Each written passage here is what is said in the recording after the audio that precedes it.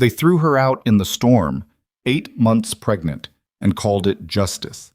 She had the receipts, she had the truth, and none of it mattered the moment her husband pointed at her belly and said the child wasn't his. What happened next, in the rain, in the dark, outside a building that should have been abandoned, changed everything, not just for her, for the most dangerous man in the city, for a conspiracy buried so deep in corporate boardrooms that even the FBI had missed it. If you've ever been thrown away by someone who was supposed to protect you, this story is for you. Stay until the end, hit that like button, and drop a comment telling me what city you're watching from. I want to see exactly how far this story travels. The rain came in sideways that night, the kind that didn't fall so much as a tack, driving hard against every surface, flooding gutters, turning streetlights into smeared orange halos. Nobody was outside by choice at 11:40 on a Thursday in October. The city had pulled itself indoors hours ago, and the streets of the Holloway residential district sat empty and gleaming, every luxury townhouse sealed tight behind iron gates and intercom systems and the particular silence that comes with having enough money to ignore the weather. Evelyn Cross. She'd never fully surrendered her surname, not even after 3 years of marriage, stood on the marble steps of the house she'd lived in since the wedding and felt the rain hit her like a physical argument she couldn't win. She had no coat. She'd left it inside along with her phone charger, her prenatal vitamins, the small cedar box where she kept letters from her father, and approximately every shred of dignity she'd walked into this marriage believing she possessed. She was 31 years old, 8 months and 3 weeks pregnant, and her husband had just thrown her out. Not metaphorically. Grant Holloway had put both hands against her shoulders. Careful, she'd give him that. Careful of the belly, even in his rage. And steered her toward the front door with the focused calm of a man who had already made his decision hours before the argument started. The argument itself had been almost beside the point. She'd come home from her OB appointment to find 3 of Grant's lawyers seated in the dining room, papers spread across the table she'd chosen at an estate sale in Westchester, and Grant standing at the head of it like he'd been rehearsing the posture. "We need to discuss paternity," he'd said. Those 4 words had taken everything else out of the room. She hadn't screamed. She'd wanted to. The scream was there, pressing against the back of her throat, like something trying to escape. But she'd swallowed it because the lawyers were watching, and because her father, dead 2 years now, dead and buried and unavailable for the kind of advice she desperately needed, had raised her to never give away her panic in front of an audience. So she'd stood in the doorway of her own dining room, rain damp from the walk between the parking garage and the house, hand pressed flat against the small of her back, where the baby's weight pulled constantly now, and she'd said, "Excuse me?" The next 40 minutes were methodical. Grant laid out his evidence with the detached precision of a man presenting quarterly numbers. Photographs? Blurred, contextless, capable of meaning almost anything. A private investigator's report. Timestamps that placed her at a hotel downtown during a conference she could prove she'd attended for legitimate professional reasons. She'd tried to explain.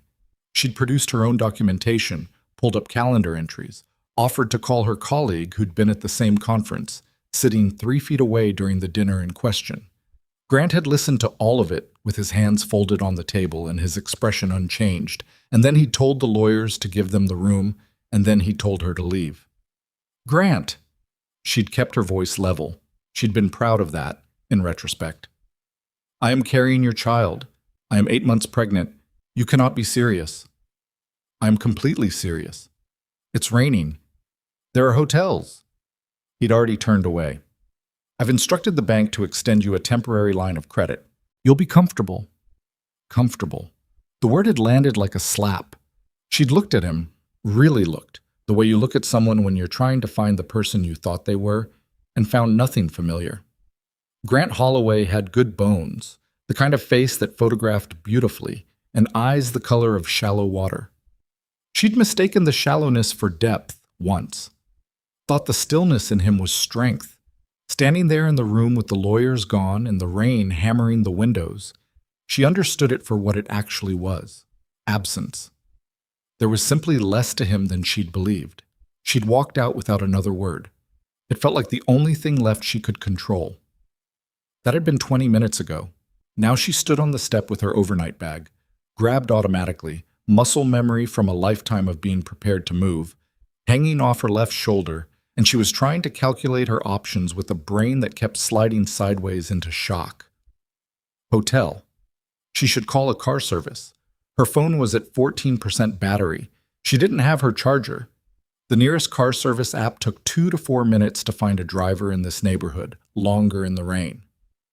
She opened the app, requested the car, and lowered herself carefully onto the top step to wait, her bag between her feet, rain soaking through her dress, and the light cardigan she'd grabbed on the way out. The baby moved. A slow, rolling pressure against her ribs, the kind of movement that had become so familiar over these months that she'd stopped being startled by it. But tonight it hit differently.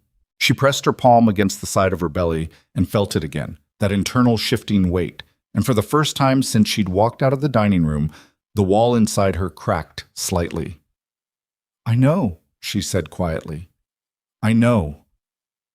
The car service notification came back. "No drivers available in your area. Please try again." She tried again. Same result.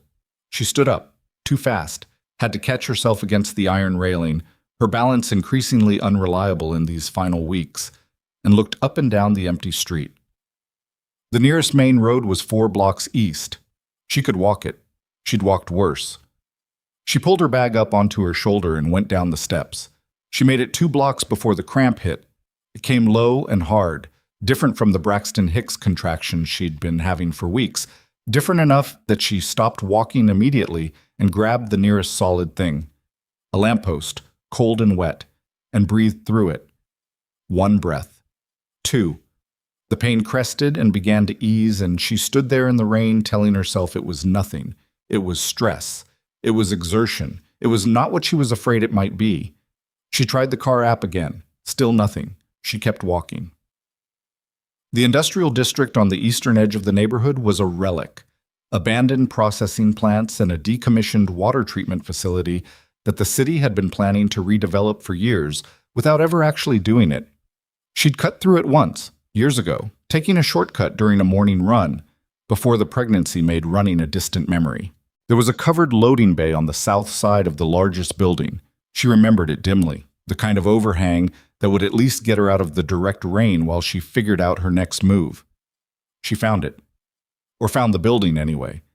The loading bay she remembered was sealed off now, new fencing around the perimeter, but there was a section where the fence had come away from its post, and she got through it sideways, slowly, bag held away from her body, and made it to the shelter of the overhang. She leaned against the concrete wall and tilted her head back and breathed. The rain hammered the overhang a foot above her head. She was wet through. Her feet were cold. Her phone was at 7%. She called her friend Maya. Voicemail. She called her lawyer. Her personal one, not the firm that handled Holloway family business. Voicemail.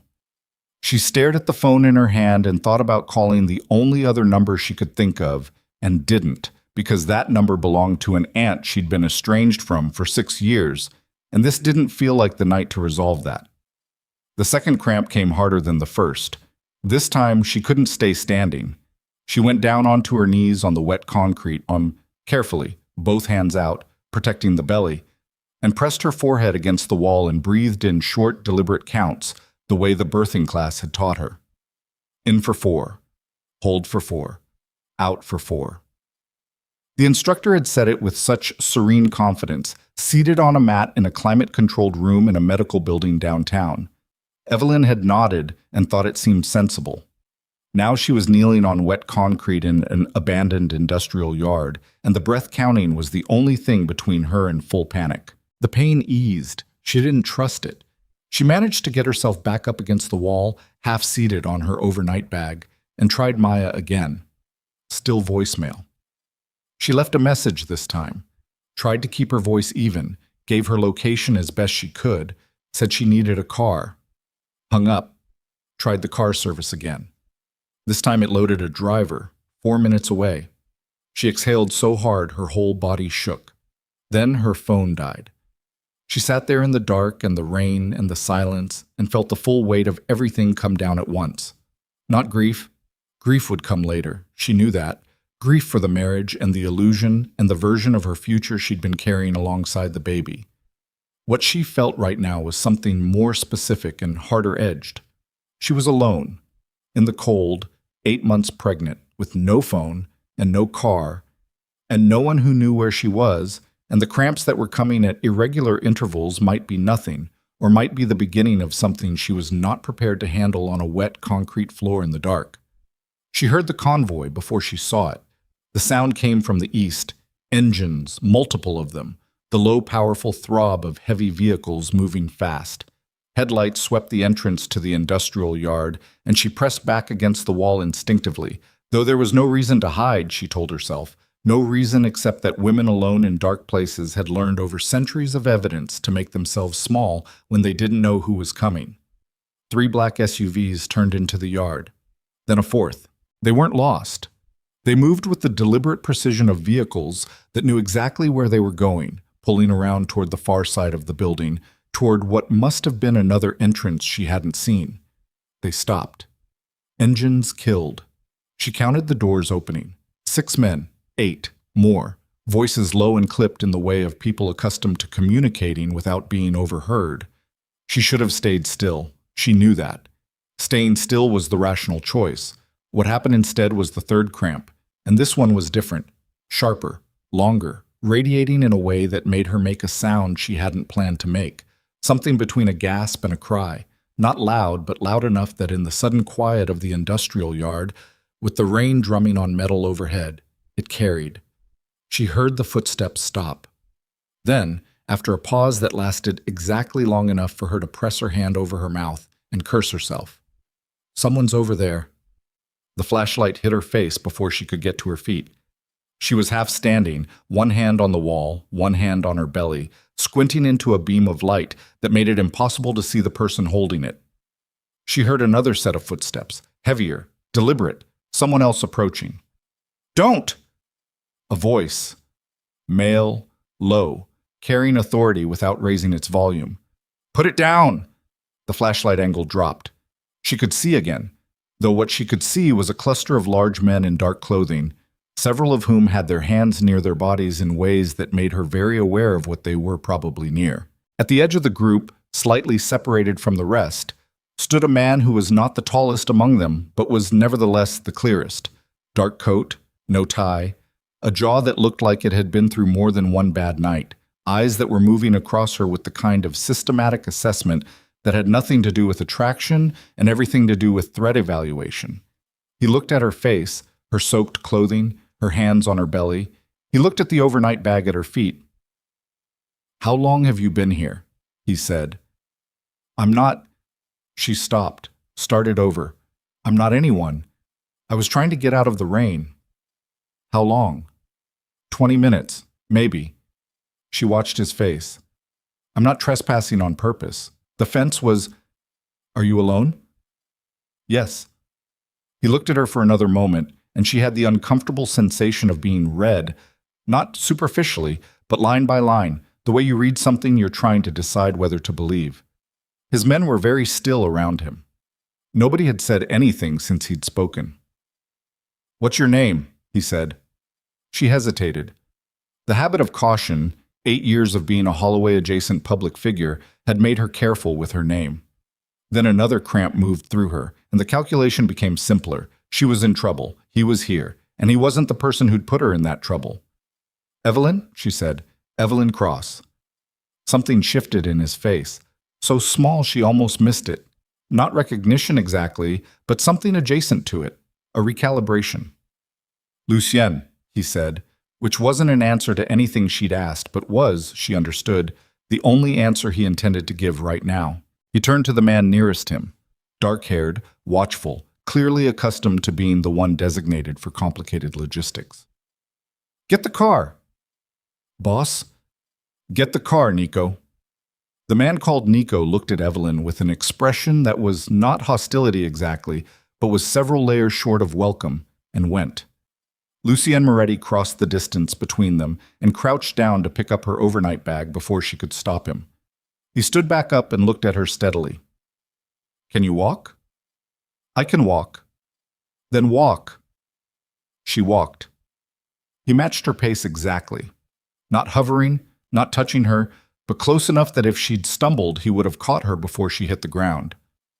She was aware of his men falling in around them with the practiced ease of a detail that had done this 1,000 times, and she was aware that she should be more alarmed by all of this than she currently was, except that alarm required a reserve of energy she had entirely spent on the last 3 hours. And right now the car was pulling around and someone was opening the door, and the rain was still coming down, and she was getting in. She sat.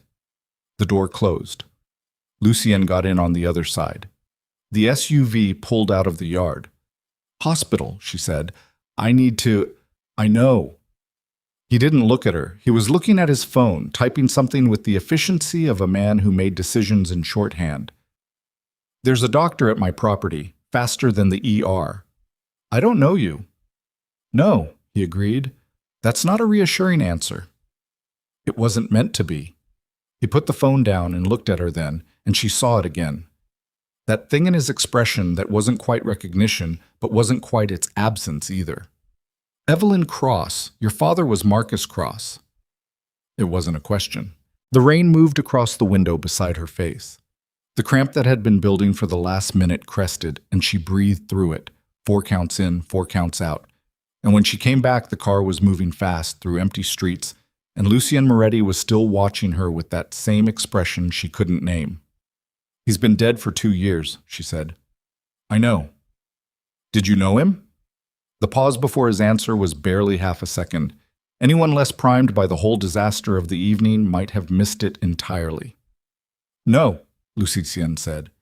And something about the way he said it, the way the word came out precisely shaped and set down very carefully, like a man placing an object on a surface he knows won't hold much weight, told Evelyn Cross, with a certainty she couldn't explain and wouldn't question, that Lucien Moretti had just lied to her. She filed it, said nothing, looked back out at the rain. The convoy drove north, and the city fell away behind them, and she pressed her palm against her belly and felt the baby shift and thought, whatever comes next, I'm not going back to that house. Whatever came next, she was going to need to be smarter than she'd been for the last 3 years. She was going to start now.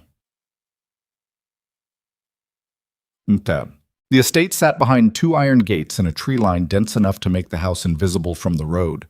By the time they arrived, the rain had not eased, but the temperature had dropped another 2 degrees, and Evelyn was shivering in a way she couldn't stop, the kind of shivering that came from cold plus shock, plus the effort of holding everything together for hours, past the point when it should have come apart. The doctor was a woman in her 50s named Renata, who did not appear startled to have been called to examine a very pregnant stranger at midnight, and who handled the examination with a quiet efficiency that Evelyn found more comforting than any offered reassurance would have been. She checked the contractions, listened to the baby, took blood pressure and temperature, and asked careful questions in a voice calibrated specifically not to alarm. "Early labor activity," she said when it was done. "Not progressing, but you need to be off your feet and you need to stay warm, and you need to not have any more nights like this one." "Working on it," Evelyn said. Renata looked at her over the edge of her tablet. "I mean it. At this stage, stress alone can—" "I understand." Evelyn met her eyes. "I'm not planning to make a habit of this." Renata left. Someone had put dry clothes on the foot of the bed, oversized, men's, soft. And Evelyn changed into them without thinking too hard about the strangeness of that, because thinking too hard about any of this would use up processing power she needed for other things. She was sitting on the edge of the bed, her hands wrapped around a cup of tea that had materialized without her asking for it, when Lucien came to the door. He knocked. She noted that. "Come in." He stood in the doorway rather than crossing it, which she also noted. He had taken off the dark coat. He was wearing a gray shirt, open at the collar, and there was a cut above his left eye she hadn't seen in the dark outside that was beginning to bruise at the edges. He looked like a man who had been in at least one violent situation in the past 12 hours, and who was handling the residue of it with the practiced calm of someone who did not find violence foreign. "The doctor says you're stable," he said. She did. "You can stay until you've made other arrangements." Evelyn looked at him. "That's a strange thing to offer a stranger." "Yes. Most people would need more reason than a woman in the rain." "Most people aren't me," He said it without inflection, not arrogance, or not only arrogance, something else under it. Is there someone I should contact for you? Family. She thought about the aunt she hadn't called. Her mother, dead when she was 12. Her father's business associates, most of whom had restructured their professional loyalties within 6 months of his death. No, she said. He nodded, once, as if that was the answer he'd expected. He was about to turn away when she said his name. Lucien. He stopped. My husband had me thrown out because he thinks the baby isn't his. She didn't know why she was telling him this. The words came out with a flatness that surprised her, like a statement of weather. It is, obviously. But he has evidence, or something someone is calling evidence, and he has lawyers, and I have... She paused, looked at the cup in her hands. I had a car service app and a dying phone. Lucien was quiet for a moment. Your husband is Grant Holloway, he said. Yes. Another pause. Something moved behind his eyes. Not surprise. The absence of surprise. Get some sleep, he said. We'll talk in the morning. He left. She sat with the tea going cold in her hands and looked at the closed door and understood, in the particular way that 8 months of pregnancy and a lifetime of reading people had sharpened in her, that Lucien Moretti had not been surprised by Grant Holloway's name, which meant he'd already known it, which meant something about tonight, about the industrial yard, about the convoy arriving at exactly that moment in exactly that place, was not entirely the accident it had appeared to be. She set the cup down on the nightstand and lay back against the pillow and stared at the ceiling and began, methodically, to count the things she didn't yet understand. The list was long. She started anyway. She didn't sleep. She tried, lay still with her eyes closed and her breathing deliberate, the way she'd trained herself to rest during the long, insomniac stretches of the second trimester. But her mind refused the performance. It kept circling back to the same fixed points. The look on Lucien's face when she'd said Grant Holloway's name. The half-second pause before he'd said he didn't know her father. The way the convoy had arrived at that exact yard, at that exact hour, as if the city had folded itself into a shape specifically designed to put her in his path. Coincidences existed. She knew that. She was also a woman who had spent 3 years married to a man she'd believed she understood, so her trust in her own ability to assess a situation was not currently at its peak. She got up at 5:40 in the morning, before the light had fully committed to arriving, and found her way through the unfamiliar corridors of the estate by memory and instinct. The house was large without being ostentatious, older architecture, the kind of money that didn't need to announce itself. Heavy dark wood and high ceilings and windows designed for surveillance as much as light. She found the kitchen by following the smell of coffee and found, already seated at the long table with a laptop and 3 phones arranged in a precise row, Lucien Moretti. He looked up when she came in. He did not look like a man who had slept either. Sit down before you fall down, he said. Good morning to you too. She sat. Someone, she couldn't tell if he'd done it himself or if there was staff she hadn't seen, had left a second mug on the counter. She poured coffee and wrapped both hands around it and looked at him across the table. The bruise above his eye had darkened overnight into something impressively ugly. He hadn't had it treated beyond whatever minimal attention he'd given it himself. Your prenatal records, he said, without preamble. She blinked. What about them? They're gone. He turned the laptop toward her. On the screen was a query result from what appeared to be a medical database. She recognized the interface, had seen it in her OB's office. The patient name at the top was hers. The records below it were empty. Not minimal. Empty. As if she had never been a patient of Dr. Anita Voss's practice, never had a first trimester confirmation visit, never had a 20-week anatomy scan, none of it. She stared at the screen. That's not possible. It's possible. It happened sometime overnight. Who could... She stopped. The coffee in her hands was suddenly too hot to hold comfortably, and she set it down. This isn't about Grant thinking the baby isn't his. No, Lucien said. I don't think it is. You already thought that. Before this. He closed the laptop. His hands on the table were still, and she was learning already that his stillness was not calm.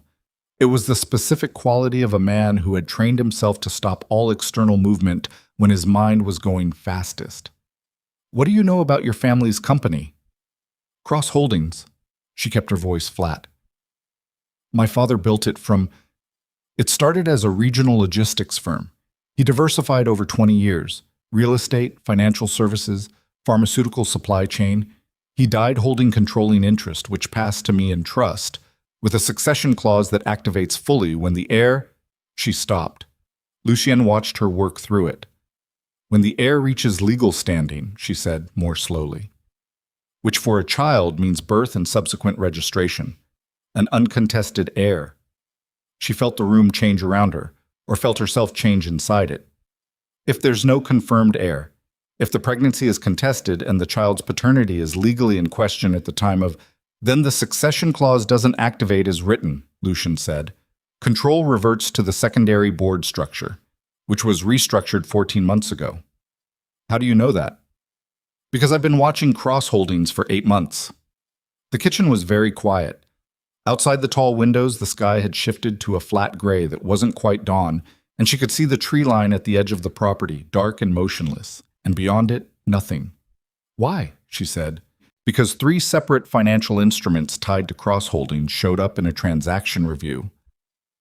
I ran on a different matter, and the structure of those instruments was designed by someone who knew exactly what they were doing and did not want to be found." He picked up one of the phones, set it back down. "The merger your company is currently positioned to participate in, the Ashford Cross consolidation, that's been in negotiation for 2 years. My father started those conversations."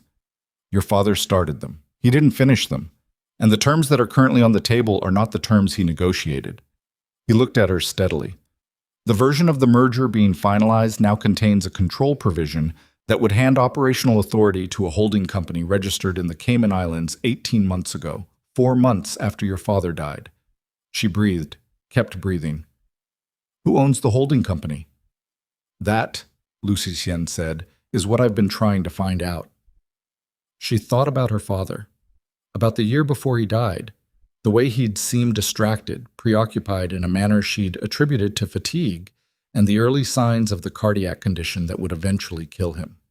She'd asked him about it once, the distraction, and he'd looked at her with an expression she hadn't known how to read and said, "Some problems take time to solve, Evelyn. The important thing is not to let them see you solving them." She'd thought he was talking about a contract dispute. "My husband," she said, "Grant, is he... We're still working on that." "Lucienne." She said his name with an edge in it, a thing she wouldn't have done an hour ago, a thing she was doing now because the situation had crossed some internal threshold and she was done being managed. "Is my husband involved in this or isn't he?" He looked at her for a moment, and she saw the calculation in it, not malicious, not strategic in the way of someone protecting themselves. More like the calculation of a man who had held information for a long time and was deciding, in real time, how much of the weight to transfer. "I think he's being used," Lucienne said. "I don't think he built it." Before she could respond, one of the phones on the table buzzed. He glanced at it, and his expression, which had been controlled and level throughout the entire conversation, shifted into something harder and faster. "Stay here," he said, standing. "What?" "Stay in this room." He was already through the door. She did not stay in the room. She waited 45 seconds, long enough to determine that no one was coming back to enforce the instruction, and followed. The corridor outside led toward the east wing, and she followed the sound of voices, low, rapid, multiple, to a room that turned out to be a kind of operations center. Screens on 2 walls, a long table with equipment she didn't have names for, 3 men she hadn't seen before gathered around a central monitor. Nico was there, and the look he gave her when she appeared in the doorway was not warm. "She shouldn't be in here," Nico said. "She is in here," Lucienne said without looking up from the monitor. "Let it go." On the screen was security camera footage. The timestamp read 3:47 a.m., and it showed a corridor she recognized after a moment as the interior of a hospital. The camera angle was high and slightly distorted, and the quality was standard institutional, grainy at the edges. A man in scrubs was moving along the corridor with the practiced confidence of someone who belonged there. He was carrying a tray. "That's Mercy General," said one of the men she didn't know. "ICU corridor," said another. "He went into the prenatal unit," Nico said, "bypassed the station. Dr. Voss's private clinic shares a records interface with the main hospital system. He accessed it from a terminal on the third floor. That's how the records were wiped." He paused. He also had a room number. The room on the screen showed the man in scrubs stopping outside a door. He stood there for a moment, then moved on, because whatever he'd found when he'd checked wasn't what he'd expected. "Room 314, Lucien said. "That was the room Renata booked under your name as a precaution. Standard practice." He did look at her then. "You were never there, but whoever sent him thought you were." "He had a tray," she said. "Yes." The word landed flat and final between them. "What was on the tray?" she said, and it didn't come out as a question. "We don't have the contents, but the syringe he removed from his coat pocket when he was outside the door." Nico zoomed the footage, and she could see it, barely, the slight movement of the man's right hand. "That we have." She sat down without deciding to. There was a chair behind her, and she found it with the back of her legs, and sat and put her hands flat on her thighs, and breathed. The baby moved. That rolling internal weight, reminder and anchor, simultaneously. Someone tried to... She stopped. Started again. "Last night, while I was here, someone went to a hospital to... Yes," Lucien said. The room was quiet except for the ambient sound of the equipment. "This is not about my husband's jealousy," she said. "No. This has been planned. This has been planned for..." She did the math, counting backward through months, through the merger negotiations, through her father's distraction, and then his death, and then the will and the succession clause. My father. Evelyn. Did they kill my father? The silence that followed had texture. She could feel the men in the room not looking at each other. That deliberate non-exchange of glances that people perform when the question in the room is one they've already discussed privately and reached conclusions about and haven't yet decided how to share. "We don't have confirmation," Lucien said carefully. "But you think so?" He didn't answer. She understood the answer. She stood back up. Her legs were less reliable than she wanted them to be. The night's disrupted rest, the baby's weight, the specific exhaustion of finding out that the worst-case interpretation of everything was probably correct. But she put herself upright and kept herself there. "What do you need from me?" she said. Nico made a sound. Not a word. A sound, short and dismissive, that communicated everything about what he thought of the question. "Don't," Lucien said to him, quiet and absolute. "She's a liability," Nico said. "She's 8 months pregnant, she's the target, and she's standing in our operations room asking how she can help." "I heard her." Lucien's voice had not changed volume or tone, and Nico had visibly stopped. "She asked a question. I'm going to answer it." He turned back to Evelyn. "I need you to stay inside the estate. I need you to tell me everything you know about the Ashford Cross merger, who your father met with, what terms he mentioned, anything that seemed unusual in the last year before he died. And I need you to trust that I am not your enemy." "I don't trust anyone right now," she said. "Good," he said. "That's the right answer. But trust me less than whoever sent that man to the hospital last night, and we'll have a working relationship."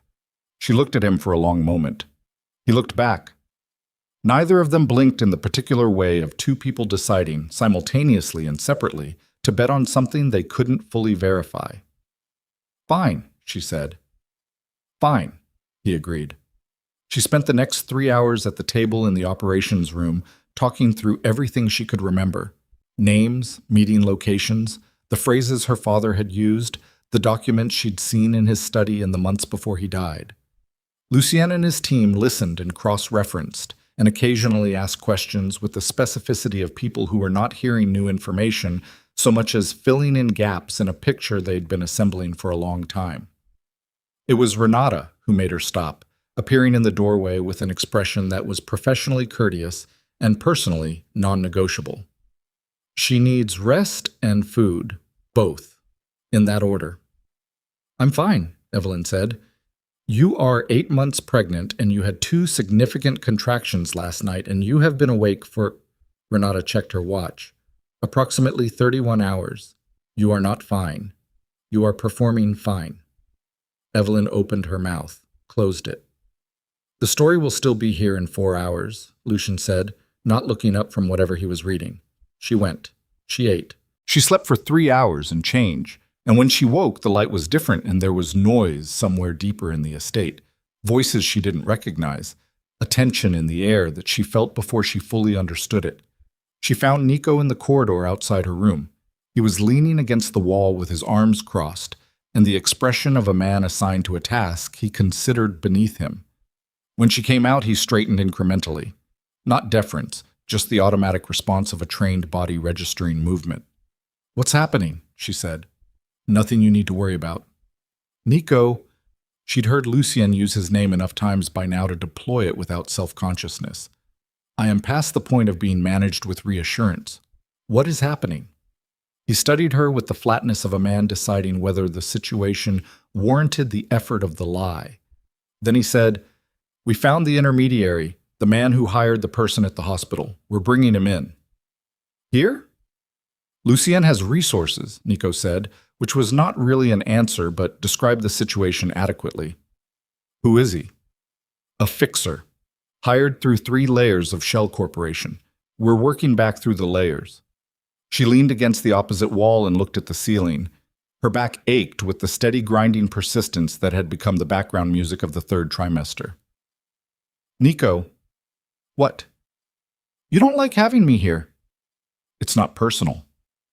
"No, I understand. It's professional." She looked at him. "You think I'm going to get someone killed?" He was quiet for long enough that the silence confirmed it. "Maybe," she said. "Maybe I will. But someone already tried to get me killed, and someone killed my father. And I am carrying a child that someone has decided is inconvenient enough to remove from the equation before it's even born. So my patience for being treated like a complication is running thin." She pushed off the wall. "Where's Lucien?" "South Wing." She went to the South Wing. The intermediary was a small man named Bert Calhoun, and she knew as soon as she saw him through the one-way glass of the room where Lucien's people had placed him, that she'd seen him before. She stood there trying to place it. Middle-aged, thinning hair, the kind of face that made itself forgettable, and then placed it with the sudden certainty of a memory clicking into focus. He'd been at her father's funeral. Standing toward the back, she'd noticed him only because he'd been looking at her rather than at the casket, the particular attentiveness of someone cataloging rather than mourning. "He was at Marcus Cross's funeral," she said. Lucien, standing beside her, went very still. "You're sure?" he said. "I remember faces." She kept looking through the glass. "He stood in the back row on the left side. He was watching me the entire time." Lucien turned away from the glass and made a gesture to the man on his right, who left immediately. He stood for a moment with his back to her, and she could see the tension in his shoulders that his face didn't show. "Lucien," she said, "what aren't you telling me?" "A lot," he said, and turned around. For the first time since she'd met him, something in his expression had come slightly loose, not enough to call it emotion, not in any straightforward sense, but enough to show that there were layers beneath the control that the control was working to maintain. Calhoun doesn't fit this operation. He's low level. He's always been low level. The people who built this, the merger manipulation, the records erasure, the surveillance, they don't use someone like Calhoun for sensitive work. "Unless they wanted him found," she said. The beat of silence was its own answer. "They know we're looking," she said. "They sent him to the hospital knowing we'd trace it back. He's not a loose end. He's a message." "Yes," Lucien said. "A message saying what?" He looked at her steadily, and she saw in his eyes something she hadn't expected. Not calculation, not the professional assessment she'd been cataloging since they'd met, but something more complicated. Something that looked uncomfortably like the face a person made when they were about to say something they had kept quiet for a very long time and were no longer entirely certain they had the right to keep quiet. "There's something I need to show you," he said. But I need you to understand that what I'm about to tell you, I had reasons for not telling you immediately. I need you to hold that and not make a decision about it until you've heard everything." She stared at him. "That is not a sentence that leads anywhere good." "No," he agreed. "It doesn't." He led her to his private office, smaller than she would have expected, shelved walls, the particular organized density of a space where someone actually worked rather than performed working, and unlocked a drawer and took out a single document, unfolded it on the desk, and stood back. She crossed to the desk and looked down at it. It was a photograph, printed on standard paper, the kind of image transferred from analog to digital at some point in the past. Two men in what looked like the interior of a hospital. A different hospital, older. The quality of the image suggested 12 or 15 years at minimum. One of the men was in a hospital bed, tubes, the works, the unmistakable tableau of someone seriously injured and seriously alive only because of the machines attached to them. She recognized the man in the bed. She'd been looking at the photograph for 3 full seconds before she registered the second figure, standing beside the bed, half turned toward the camera, as if he'd been caught mid-movement, his face younger but identifiable. Her father, Marcus Cross, his hand resting on the shoulder of the man in the bed. She looked at the face of the man in the bed more carefully. 20 years younger. A different weight. The jaw less defined by time and whatever had marked it since. But the eyes were the same. She looked up. Lucienne Moretti looked back at her from across the desk. "How long?" she said, and her voice came out quieter than she intended. 15 years ago, he said, "your father pulled me out of a situation that should have ended differently. He didn't do it for money. He didn't do it for leverage. He did it because—" He stopped, pressed on. "He said he didn't like the odds and he had the means to change them." A pause. "I asked him what he wanted in return. He said he'd tell me if it ever came up." She looked at the photograph, at her father's hand on the shoulder of a man who would become someone the newspapers described with specific and consistent adjectives, at the half-turned face of someone who had not known, in that moment, that a photograph was being taken. "It came up," she said, 2 months ago. Someone reached out through channels I trust and told me that Marcus Cross's daughter might be in danger, and that Marcus had once extracted a promise from me and that the time had come to honor it." He watched her face. "I had been watching Cross Holdings already, for the reasons I told you. But 2 months ago I knew why." "Who reached out?" "I don't know who they are. I've been trying to find out. Someone who knew about the hospital, about your father, about the promise. Someone who had access to information that should have been inaccessible." The room felt very small. She looked at the photograph one more time and then looked away because the sight of her father's face, captured in a moment of private kindness 15 years before his death, doing something good for reasons she was only now beginning to understand, was going to undo her if she let it, and she could not afford to be undone right now. "So this whole time," she said, "since the industrial yard." "I was already looking for you," he said. "Not you specifically. I didn't know about the rain, about Grant. I couldn't have staged that. But I was in that area that night because we'd tracked a vehicle we believed was connected to Calhoun, and that vehicle led us there. And then—" He stopped. "Then there you were." "Then there I was," she said. She turned away from the desk and walked to the window and looked out at the gray afternoon light falling across the property, the bare trees at the edge of the grounds, the stillness that money and walls could purchase temporarily, but not permanently. "You were going to tell me," she said, eventually. "Yes." "When?" "When I had enough to protect you with the telling." He paused. "Information like this, delivered too early, it changes how you move, how you react, and the people watching you can read those changes. I needed you not to know until I could give you something to do with the knowing." She turned back. "And now?"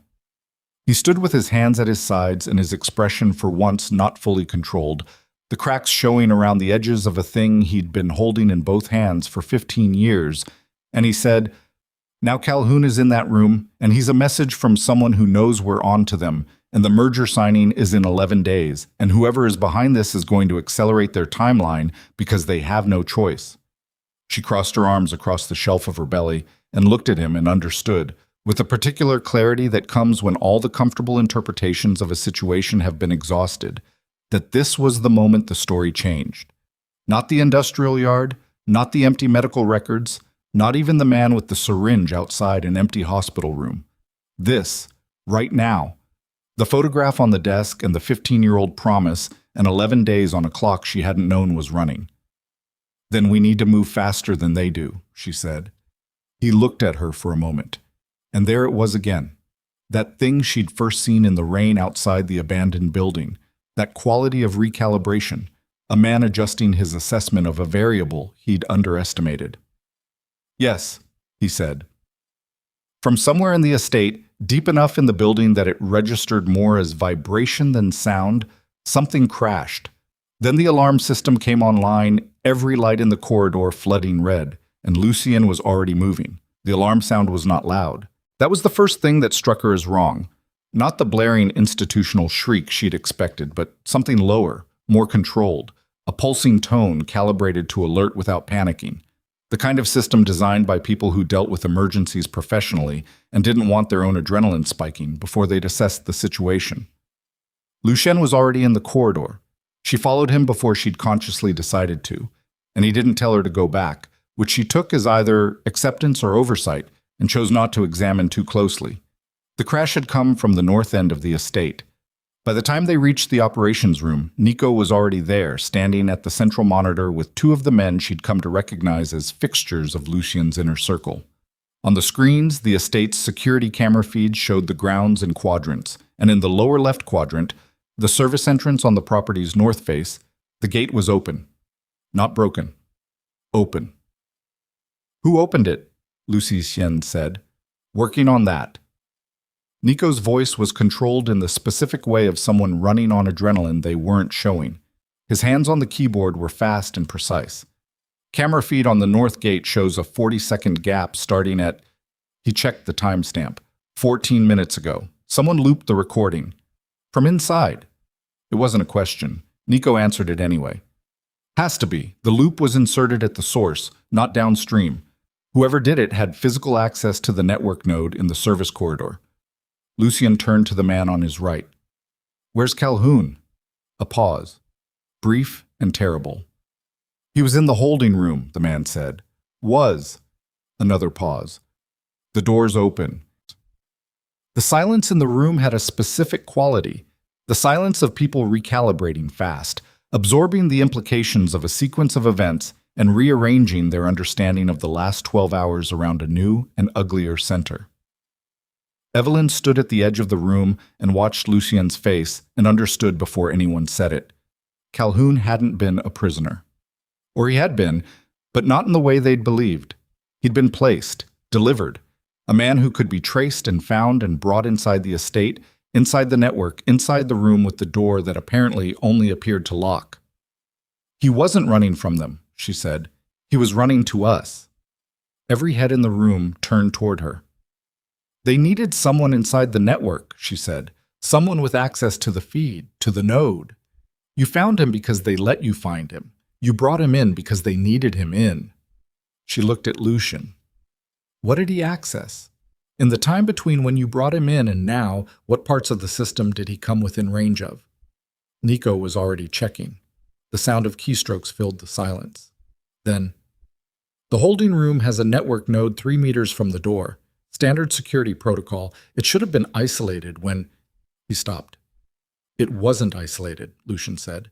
"It was isolated at the primary level. Someone on our end deactivated the secondary isolation 30 minutes after Calhoun was brought in." Nico's jaw tightened.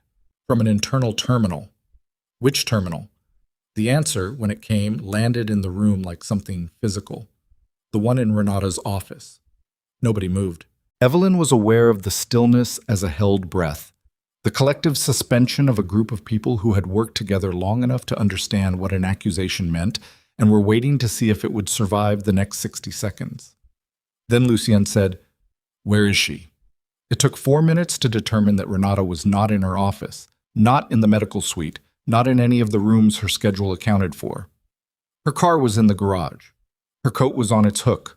Her phone was on her desk, screen down, which meant it had been left deliberately. They found her in the East Garden, seated on a stone bench in the cold afternoon light, with her hands folded in her lap, as if she'd gone outside to think and had simply stayed there past the point where thinking helped. She looked up when they came through the door, and her face was the face of a woman who had made a decision she wasn't taking back and knew exactly what it was going to cost her. Lucien stopped 6 feet from her. He didn't speak immediately. The restraint in him in that moment was enormous. She could feel it from where she stood 3 steps behind him, the tremendous compression of a man who had trusted someone for a long time and was now standing in front of the evidence that the trust had been weaponized. "How long?" he said. Renata looked at him steadily. 11 months. "Who?" "I don't know who, Lucien. I want you to believe that, even if you can't." Her voice was level, not apologetic. She was past apologizing, or had decided apology was an insult to the situation. "I was approached through an intermediary. I was told what I needed to do and when. I was not told why, and I did not ask." "What did they have on you?" A pause. "My daughter's debt. She made choices. It doesn't matter what they were. The amount was significant, and the people she owed it to were not the kind of people who waited." Renata's hands remained folded. "I was given a choice between her safety and—" She glanced at Evelyn. "I chose my daughter." Evelyn looked at the woman who had examined her the night before with such careful competence, who had sent her to bed with such firm practical kindness, and felt something complicated move through her. Not forgiveness, not yet, but the grim recognition of a woman who had been placed in an impossible position and had made the human choice. That didn't make it survivable for either of them. "The isolation node," Lucien said. "What did Calhoun access?" "I don't know the specifics." "Renata." "I deactivated the isolation. What he did with the access, I was not told." She met his eyes. "I'm sorry, Lucien. I mean that for exactly what it's worth." Lucien turned away from her without another word. His profile in the gray garden light was hard and closed, the face of a man filing something away in a compartment that would not be opened in company. He walked back through the door, and the men around him moved with him, and Evelyn followed, and nobody spoke until they were back inside. In the operations room, Nico had already begun the assessment. The news was not good. Calhoun's access through the deactivated node had reached the estate's secondary server, the one containing the financial documents Lucien's team had spent 8 months compiling.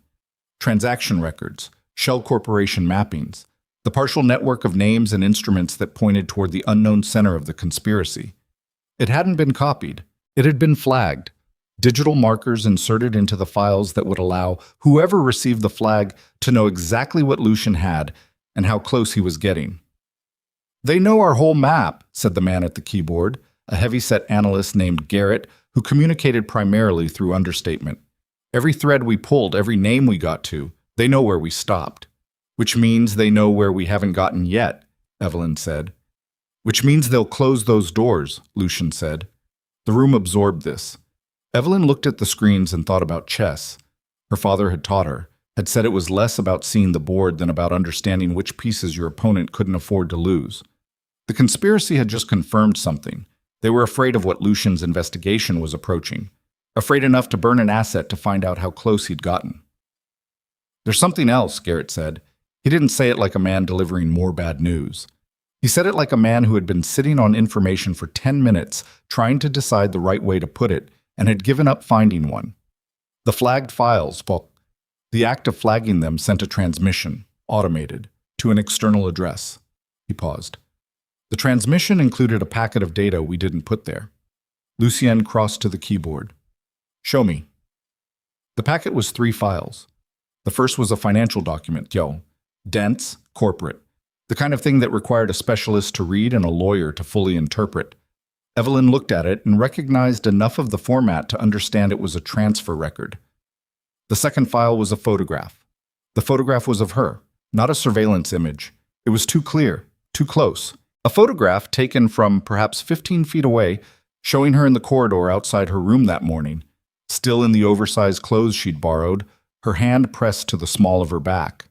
She was looking away from the camera. She hadn't known it was there. "That was taken this morning," she said. Yes, Garrett said.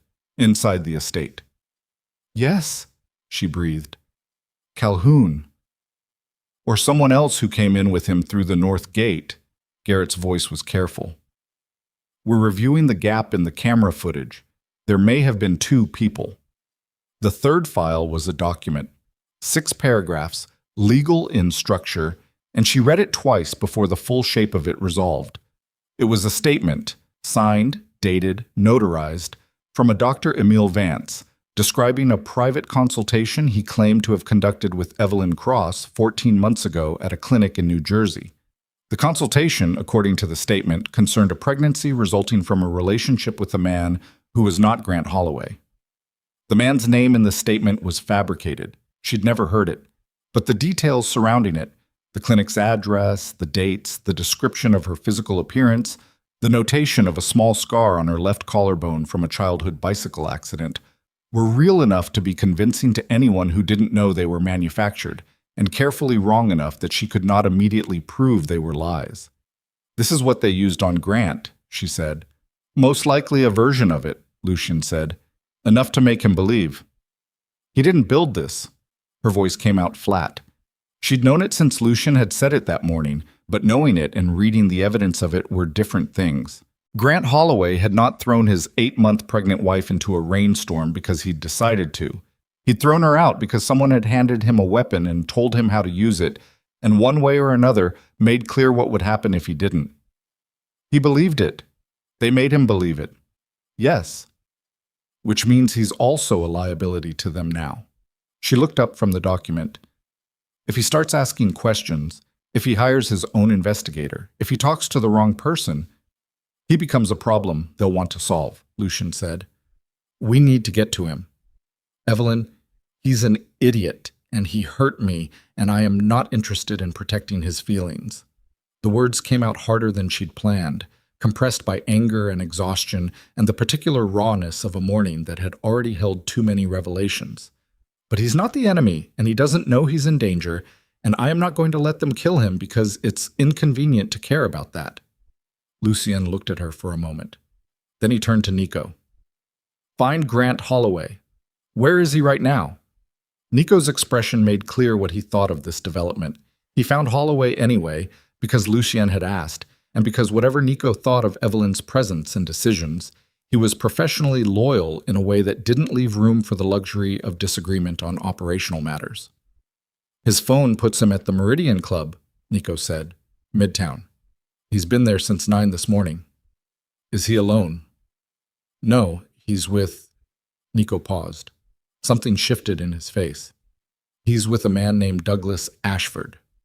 The name hit the room differently than any of the preceding information had. Douglas Ashford. She knew the name with the intimacy of someone who had grown up hearing it discussed at dinner tables and in the margins of her father's working vocabulary. Ashford Industries, the other half of the Ashford Cross merger.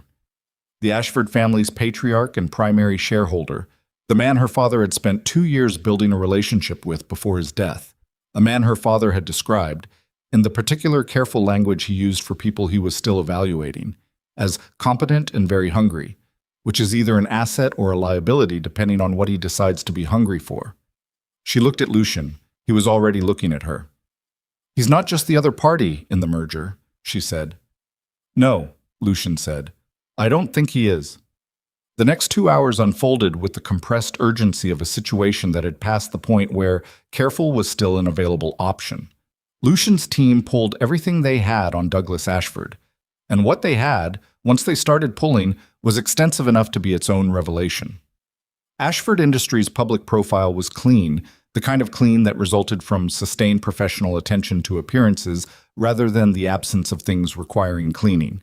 But underneath the surface, in the transaction records and the shell company maps and the communications logs Lucian's people had accumulated over 8 months, a different shape emerged. The Cayman Holding Company, the one that would receive operational control of Cross Holdings under the current merger terms, had a beneficial ownership structure that went through 7 layers before it stopped. It stopped at a name Evelyn didn't recognize, but Garrett cross-referenced it in 40 seconds to a nominee director service in Luxembourg that had been used in 2 other transactions over the past 6 years. Both of those transactions had also involved Ashford Industries subsidiaries. He's been building toward this for 6 years, Garrett said. Longer, Lucian said. The structure is too clean for 6 years. The groundwork for a fraud of this scale. You start it a decade out, at minimum. My father's company, Evelyn said. She was standing at the edge of the table, her hand pressed against her lower back where the ache had intensified over the past hour. Ashford has been positioning for cross-holdings since before your father started the merger conversations, Lucian said. My working theory is that Ashford initiated those conversations himself, through channels that made it appear to originate from cross-holdings' side. Your father thought he was pursuing an opportunity. He was being steered into one. She thought about her father, the distraction in his last year, the careful language about Ashford being hungry. She thought about a man who had built a company over 20 years through intelligence and caution and genuine ethical commitment. Her father had been flawed, difficult, demanding in ways that had marked her childhood, but who had never, in her understanding of him, been naive. He found out, she said. I think so. Sometime in the final months, I think he found something that told him the merger wasn't what it appeared to be, and I think he began quietly investigating, and I think Ashford became aware of it. Lucian stopped. The cardiac event your father died from. The medical examiner's report was standard, but the physician who treated him in the ER that night has since relocated outside the country, and the hospital's records from that evening have gaps. She had held herself together through the empty medical database, and the man with the syringe and the photograph of herself taken inside what she'd believed was a secure location, and the forged statement about a fictional consultation, and Renata's confession, and Calhoun's planted access. She had held herself together through all of it, with the particular stubbornness of a woman who had decided in a thunderstorm that she was not going to fall apart until she could afford to. She held herself together through this, too. But it was closer. Say it plainly, she said. Say the actual thing. Lucy Yen met her eyes. I believe Douglas Ashford had your father killed. I believe the merger is the mechanism for taking everything your father built. I believe your pregnancy became a problem for his timeline because your heir would hold the succession rights. And I believe he gave Grant Holloway enough manufactured evidence and enough implicit threats to turn your own husband into the instrument of removing you from the board. The room was very quiet. And Calhoun, she said. Today. That was a message from Ashford. Yes, he knows we're here. He knows you're here. He knows how much we have now. Lucien's voice was even and direct, and she understood that he was giving her this without softening because she had asked for it that way, and he was honoring that. The merger signing is in 9 days. He will move before then, not because he wants to, because he has to. She nodded. She pressed her palm flat against her belly and felt the baby move, slow and definite, and she breathed with it for a moment. Then we move first, she said. We need what's at the center of the Cayman structure, Lucian said. We need the name behind the nominee director. We get that name, we have everything. It ties Ashford to the fraud, to the merger manipulation, potentially to your father. He paused. There's one person who might have that name, or access to the documents that contain it. Someone your father trusted enough to share what he'd found. She looked at him. Who? Your father's private attorney, a man named Colum Delaney. He represented Marcus Cross personally, not the company, your father individually, for 15 years. Delaney. She knew the name, dimly, from the margins of her childhood, a tall, spare man who'd come to the house occasionally when she was young, who her father had spoken to in the study with the door closed. She'd never known the nature of their work. I haven't spoken to him since the will reading. He reached out to my organization 2 weeks ago, Lucy Etienne said, through a route that suggested he was being careful about it. He said he had documents Marcus Cross entrusted to him with specific instructions about when to release them. He watched her face. The instructions said, when the daughter is in danger and in the company of someone who made a promise. The words settled over her like cold water. Her father, 2 years dead, still moving pieces on a board from the other side of it. He knew, she said. He knew this was coming. He prepared for it. Lucian's voice, for the first time, held something she hadn't heard in it before. Not quite tenderness, but the quality adjacent to it. The sound a man's voice made when he was speaking about a debt he'd spent years acknowledging only to himself. He was a careful man, Evelyn. He didn't leave you without protection. He just couldn't tell you where he'd put it. She was quiet for a long moment. Then the door opened and Nico came in, and the look on his face was the look of a man who had arrived to report a thing he'd hoped not to have to report, and everything shifted again. Holloway left the Meridian Club 20 minutes ago, Nico said. He's not at his home. His phone is off. A pause. There are two of Ashford's security people on his building's camera from this morning. They were there before he left the club. She understood what Nico wasn't quite saying. They're moving him, she said. Or moving on him, Nico said. She looked at Lucien. He was already looking at her, and the look contained the full weight of what they both knew. Grant Holloway, whatever he was, and whatever he'd done under pressure and manipulation, had ceased to be useful to Douglas Ashford the moment Ashford understood that Lucien Moretti was investigating and that Evelyn Cross was alive and inside that investigation. A used pawn got swept off the board. We need Delaney, Evelyn said. Now, tonight. He's in the city, Lucien said. Then let's go. You are not... Do not finish that sentence the way you were going to finish it. She turned to face him fully, and she felt in the turn a shift in herself, something that had been building since the rain-soaked steps of her husband's house and had been crystallizing through every subsequent hour and revelation. I am the heir to Cross Holdings. I am the person those documents were left for. I am the person my father prepared this for, and I am not going to sit in this house while 9 days burn down and Grant Holloway disappears and Delaney sits on documents that could end this. She held Lucien's gaze. I know what I am right now. I know what I look like. 8 months pregnant, no phone, no resources, technically homeless. I know how the calculus reads from the outside. A pause. I don't care. I'm going. Lucien looked at her for a long moment, and again she saw that recalibration, the subtle adjustment of a man updating his model in real time. You ride with me, he said. You don't move without me adjacent. If I say get down, you get down without discussing it. Agreed.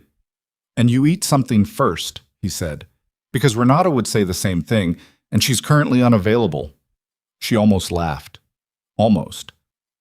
Fine. They were 40 minutes from leaving when Garrett called them back to the operations room with the particular urgency in his voice that had by now become its own alarm signal.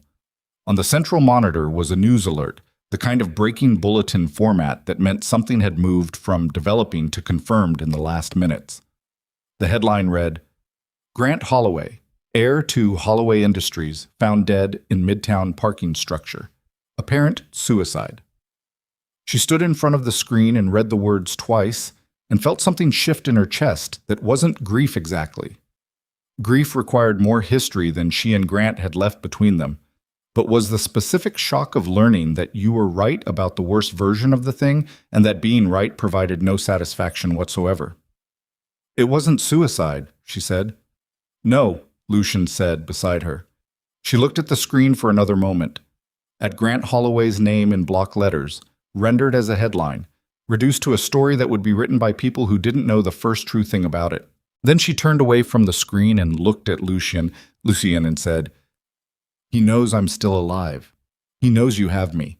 He just killed the only person who could testify to being coerced, which means the forged paternity evidence stands, which means the succession clause question stays open, which means he still has a path to the merger.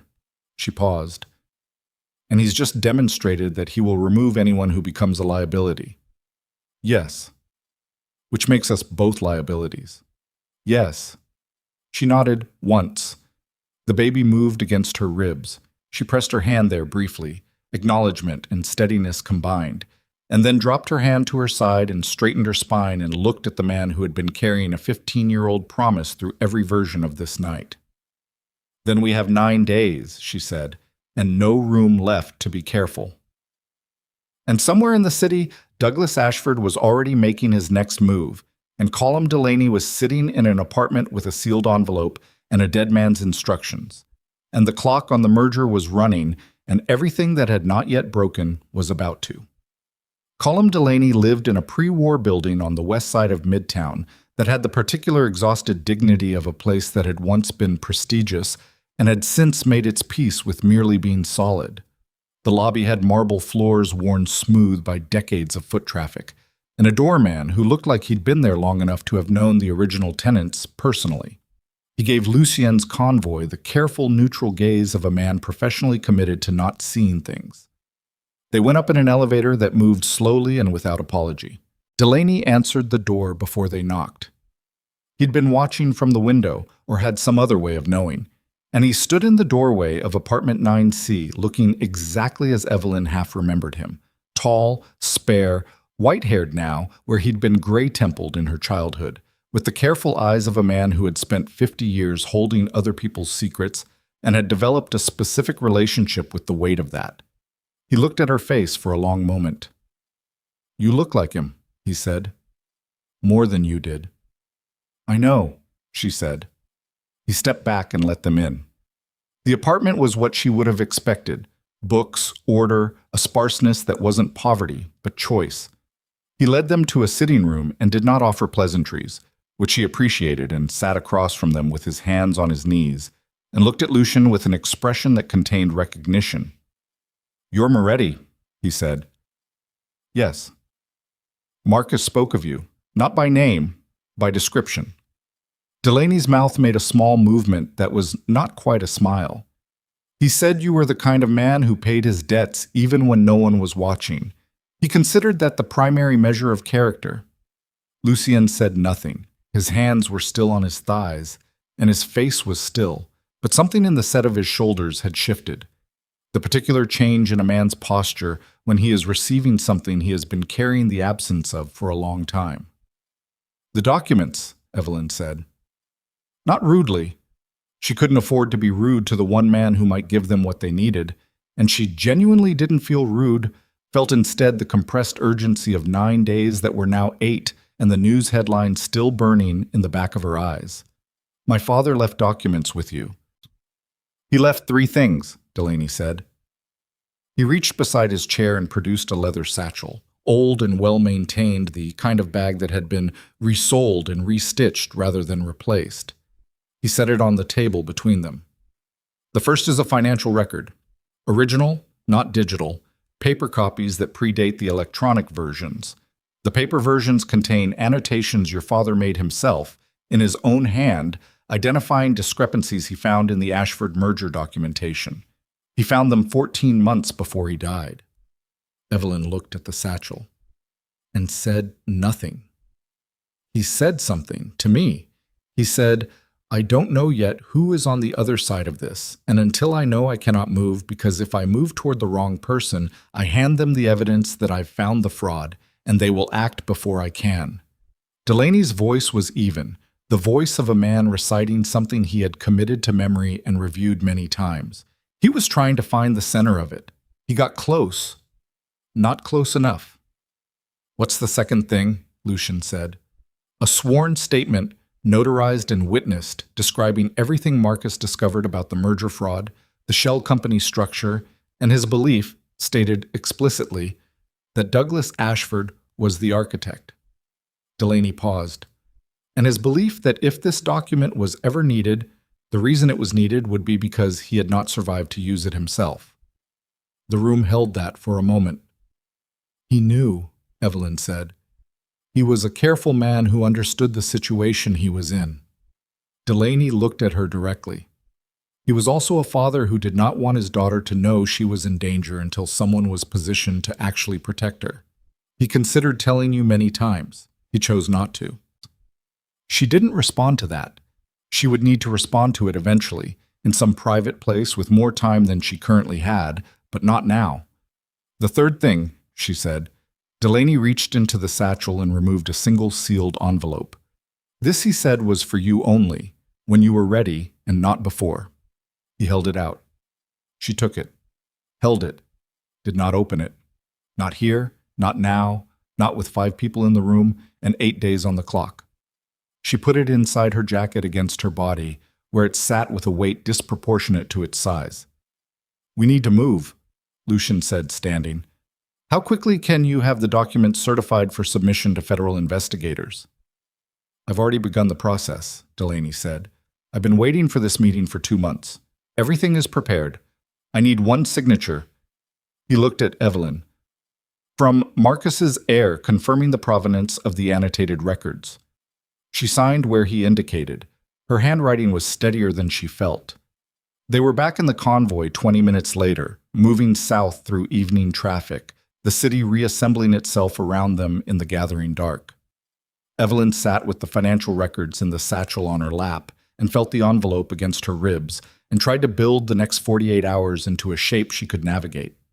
Lucienne was on the phone beside her, 2 calls simultaneously managed with the divided attention of a man accustomed to parallel problems, and she used the time to read the first 30 pages of her father's annotated records. His handwriting was exactly as she remembered. Small, precise, the penmanship of someone who had taught himself to write carefully after a childhood that had not provided good instruction. The annotations were numbered and cross-referenced and read like the notes of a man who had been frightened by what he was finding and had refused to let the fear make him sloppy. By page 15, she understood the full shape of it. Ashford had spent a decade quietly acquiring debt instruments against Cross Holdings' subsidiary operations, not enough to trigger disclosure requirements, distributed across enough shell entities to avoid detection, but structured so that a specific combination of merger terms would allow conversion of those instruments into controlling equity. The merger wasn't an acquisition. It was a foreclosure that had been engineered to look like a partnership. Her father had written, in the margin of page 22, in handwriting she recognized as the particular compressed script he used when he was angry. This was built before he ever called me. We were never partners. We were always the target. She closed the document, looked out the window at the city. Garrett, she said to the man in the front seat who had brought his laptop and had been working steadily since they'd left Delaney's building. What do we still need to make the Cayman structure visible? Delaney's records give us Ashford's position in the fraud. What connects him to the holding company? One document, Garrett said. A board resolution from the Cayman entity authorizing the merger terms. It would have Ashford's signature on it or a signature we can tie to him. Everything else we have builds the circumstantial case. That resolution makes it direct. Where is it? If it exists in accessible form, it's in Ashford's own records, his legal offices, or his personal archive. Garrett paused. Or it's in the merger documentation that's being held at the signing venue. The final package always contains the authorizing resolutions from all parties. The signing venue, Lucian said off his phone now. Vantage Tower, 42nd floor. The ceremony is in 8 days. We can't wait 8 days, Evelyn said. No. The documents are there now? Final merger package was delivered to the venue's secure room 3 days ago. Standard practice, neutral ground, both parties' attorneys have access. The documents are held until signing. She looked at him. He looked at her. They were having a conversation that didn't require all its words to be spoken. That's a Class A commercial building with full security, Nico said from the front seat, in the tone of a man who was going to explain the problems before anyone asked him to participate in ignoring them. Yes, Lucian said. We'd need building access, floor access, secure room access. Yes, Lucian said again. And we'd need a reason for being there that doesn't announce what we're looking for. I have a reason, Evelyn said. Both men looked at her. I am a party to the merger. As Marcus Cross's heir and the current beneficial holder of Cross Holdings' controlling interest, I have legal standing to review the merger documentation. She held Nico's gaze in the rear-view mirror. I can walk in through the front door. The silence in the car had the quality of people rapidly recalculating. You're 8 months pregnant, Nico said. I'm aware. I'm also the only person in this vehicle who can get to that secure room without a security breach. She kept her voice level. I call the venue's legal liaison. I invoke my right of review. I go in with my attorney. She glanced at Lucienne. And someone with the document expertise to find what we need in a room full of paper. I'm not an attorney, Lucienne said. You have people who are. He was quiet for 3 seconds. Yes, he said. I do. The next 36 hours were the most concentrated of her life, and she had already had a remarkable few days. They worked in shifts, Lucienne's team cross-referencing Delaney's records against their existing financial maps, identifying exactly what the Cayman resolution would contain and what form it would take, building the case around the gap that one document would fill. Evelyn worked beside them for 12 hours before Lucien physically removed the papers from in front of her and said, with a quietness that was not negotiable, that she needed to sleep. She slept 4 hours. When she woke, there was a message from a number she didn't recognize. 3 words. "He knows you're moving." She showed it to Lucien. He looked at it for a long moment and said nothing, which told her everything. "Ashford has someone else inside," she said, "or he's watching Delaney, or he had the convoy followed last night." His jaw tightened. It doesn't change the plan. It accelerates it. If he moves the documents, he can't. Both parties' attorneys hold keys to the secure room. He pulls his documents early. He tips his hand to the cross-holdings attorneys who will immediately understand something is wrong. He's locked in too. Lucien looked at her. "He's going to try to get to you before you get to that room." "How long do we have?" "I don't know. Hours maybe, not days." She nodded. "Then we go today." They went that afternoon. The attorney Lucien produced was a woman named Sandra Vale, who had the bearing of someone who had spent 20 years being the most prepared person in every room and had developed a specific manner around it. Not arrogance, just the absolute confidence of competence. She reviewed everything on the drive over, asked 4 precise questions, and said she could find the Cayman resolution in the merger package within 20 minutes if it was there. Evelyn called the venue's legal liaison from the car, invoked her right of review, gave her attorney's name, was told they would be expected. Vantage Tower was 43 stories of glass and reclaimed steel in the financial district, the kind of building that had been designed to communicate the particular message that the people inside it had already won. The lobby security was thorough and professional and gave nothing away. They rode to 42 in an elevator that moved smoothly and fast. The secure room was at the end of a corridor that smelled of new carpet and recycled air. A building security officer and a neutral legal administrator, the venue's own, not affiliated with either party, checked their credentials at the door. Everything was in order. The door opened. The room contained 4 long tables covered in document binders, organized by section and indexed with the particular obsessive neatness of merger documentation that had been prepared by people billing $400 an hour. Sandra went to work immediately, moving along the tables with a systematic efficiency that Evelyn found genuinely impressive. Evelyn stood near the door, aware of every second passing, aware of her own heartbeat and the baby's weight, and the envelope still inside her jacket that she still hadn't opened. Lucien stood near the window. He was watching the corridor through the narrow glass panel beside the door, and she understood without being told that he was not there for the documents. 11 minutes in, Sandra said quietly. "Found it." The Cayman resolution was filed in a subsection of the authorization package between 2 other board documents that were dense enough to obscure it from a casual review. It was 4 pages. Douglas Ashford's signature was on page 3, above his designation as the sole director of the holding company. Beside his signature, in the precise notarized format of a document prepared for legal enforcement, was a printed version of his name and the date, 14 months ago, 4 months after Marcus Cross had died. Sandra photographed every page with the calm efficiency of someone who had done this before. She sent the images to 3 separate secure destinations simultaneously. She looked up at Evelyn and said, "We have it." Evelyn exhaled. It came out longer than she'd intended, a release of something she'd been holding compressed for days, and she pressed her hand flat against her belly and felt the baby move and thought, "Your grandfather built something worth fighting for." Then Lucien said, "We need to leave. Now." His voice had the specific quality she'd learned in the past days. Not alarm, because he didn't do alarm, but the compressed urgency of a man whose read on the situation had just changed. She looked through the glass panel of the door. The corridor, which had been empty when they'd arrived, was not empty anymore. 2 men stood at the elevator bank. They were not building security. Building security wore specific uniforms and stood in specific postures, and these men wore neither and stood like people who were very accustomed to being the most dangerous thing in any given space. Ashford's, she said. Yes. How did they get up here? Someone let them up. Lucian's hand was already on his phone. Building has a secondary service entrance on 40. Someone had a key. Sandra was already packing. Photographs transmitted, phone secured, briefcase closed. She moved without being told, which elevated Evelyn's assessment of her considerably. Is there another way out of this floor? Evelyn said.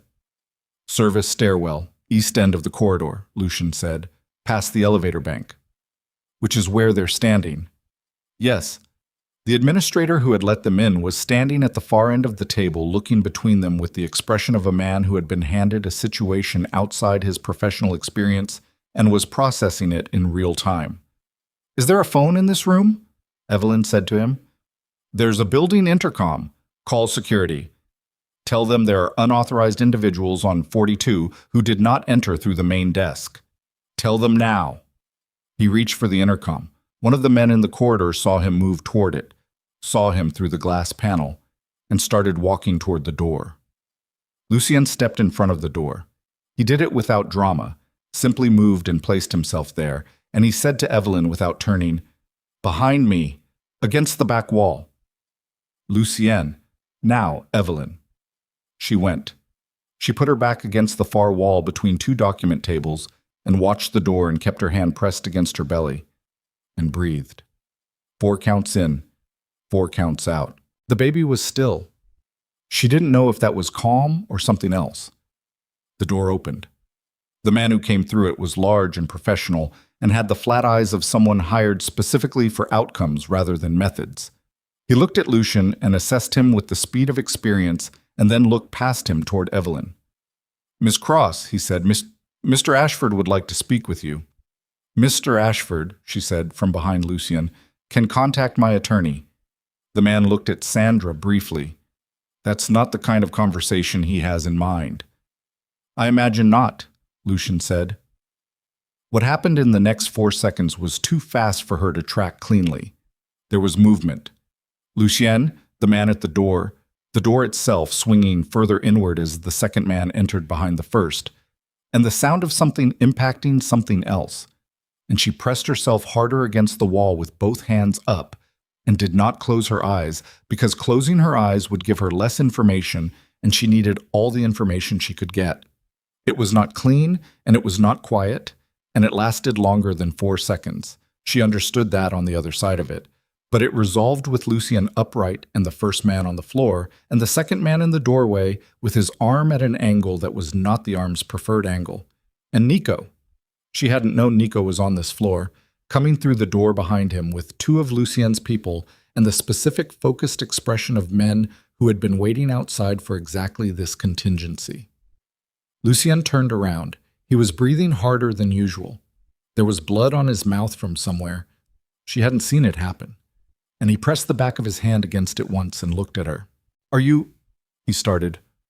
I'm fine. She pushed off the wall. Her legs were solid. She was genuinely surprised by that. Sandra got the photographs out? 3 destinations, Sandra said, from the corner where she had managed to remain entirely upright and functional throughout the preceding 60 seconds. 2 of those destinations are federal investigators. The third is a journalist I have dealt with before who understands how to hold material until it's appropriate to publish. Evelyn looked at her with genuine feeling. You are exceptionally good at your job. Yes, Sandra said. From the corridor came the sound of building security arriving. Actual building security this time. The sound of radios and the specific authority of people whose professional territory had been violated. Nico went out to manage it. Lucien wiped his mouth again, looked at the blood on his hand with mild annoyance, and then looked at Evelyn. His expression, underneath the professional assessment and the physical aftermath of the last few minutes, held something she had seen only in fragments until now. Something that was not the distance of a man doing his job, but the very particular look of a person who has been afraid for someone and is processing the relief of the fear having been unnecessary. She looked at him for a moment. Let herself look, Really look without calculating the implications. The documents are out, she said. Yes. Ashford knows we have them. Yes. He still has the merger signing in 8 days. Even with the documents in federal hands, the investigation takes time. He could still push it through if he moves fast enough. Lucian nodded. Which is why we don't let him move fast enough. How? The signing requires both parties' attorneys to appear and authorize. Cross Holdings attorneys answer to me, she said, as the current beneficial holder. Yes. She understood what she was being handed. The weight of it settled over her, not as burden, but as the specific clarity of a thing you have been moving toward and have now arrived at. Her father's company. Her father's 20 years. The people who had worked for it, built it, believed in the mission her father had articulated in the first year. A company that operated at the intersection of profit and principle, that demonstrated the two were not mutually exclusive. She had grown up inside that idea. She had sometimes resented the weight of it. She had never stopped believing it. I need to call the firm, she said. I need to instruct them to halt proceedings pending investigation. You'll need Delaney to certify your standing as the current beneficial holder, Sandra said, given the contested paternity question still on record. The contested paternity, Evelyn said, is based on a forged document signed by a physician I have never met, and I can demonstrate that with medical records and travel documentation and 3 witnesses who were with me on the date in question. She stopped. And Grant is dead. The accusation dies with him. The room was very quiet for a moment. Yes, Sandra said. Legally, yes. The building security had arrived in force now, and Nico was in the corridor managing what was clearly a complex negotiation between the presence of 2 unconscious individuals, the involvement of Lucien's people, and the building's responsibility for what had occurred on its property. The administrator who had called them was sitting in a chair looking like a man who was going to have an extremely thorough conversation with his supervisor about incident protocols. Evelyn picked up her bag, picked up the satchel with her father's records. She looked at Lucian. We need to be out of here before Ashford sends anyone else. Agreed. And we need to get to Delaney. Also agreed. She started toward the door. He fell in beside her, and they moved through the room and into the corridor, and past the administrative chaos of the aftermath toward the elevator bank, and she was already composing in her mind what she needed to say to the Cross Holdings legal team when she reached them. It was in the elevator moving down that it hit her. The full accumulated weight of everything, landing all at once the way large things sometimes waited until you stopped moving to find you. She put one hand against the elevator wall and breathed, and Lucien looked at her immediately, that same rapid assessment she had been on the receiving end of since the night in the rain. Contraction, he said. No.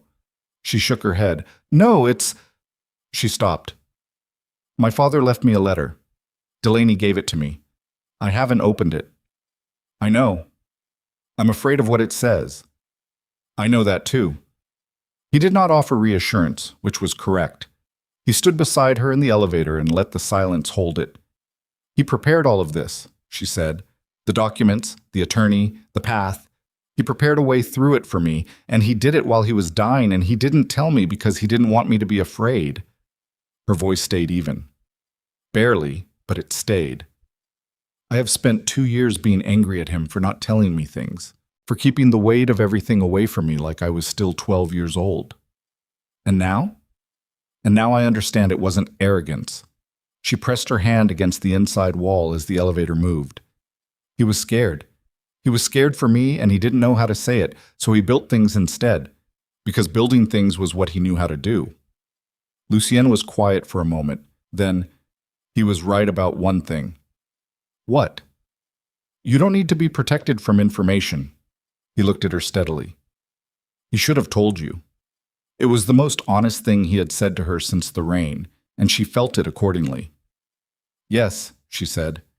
He should have. The elevator opened on the lobby. They walked out into the careful light of the financial district afternoon, the convoy already pulling around from the parking structure. Nico behind them with Sandra and the 2 men who had cleared the room upstairs, and the city going about its business around them with the complete indifference of a city that did not know what had just happened on the 42nd floor. She was 3 steps from the vehicle when her phone, retrieved and charged, reunited with her that morning, buzzed with a number she didn't know. She stopped, looked at it, showed it to Lucy. He looked at it. His expression shifted in a way she hadn't seen before, something sharp and fast moving through it like a current beneath ice. "Don't answer it," he said. "Why?" "Because that number belongs to Douglas Ashford." She looked at the phone in her hand. The screen went dark as it stopped ringing. Then a text came through, 3 seconds after the call disconnected, as if it had been composed in advance. It read, "I know about the letter. I know what Marcus told Delaney to give her. You think you have everything. You don't. Come to the signing or I release what I have. All of it. Including what really happened to Marcus Cross and who helped it happen." She read it twice. Then she looked up at Lucian, and she watched the thing that happened in his face when he read it over her shoulder, and she understood, with the cold, arriving certainty of a piece of information that rearranges every other piece around it, that the last line was not aimed at her. It was aimed at him.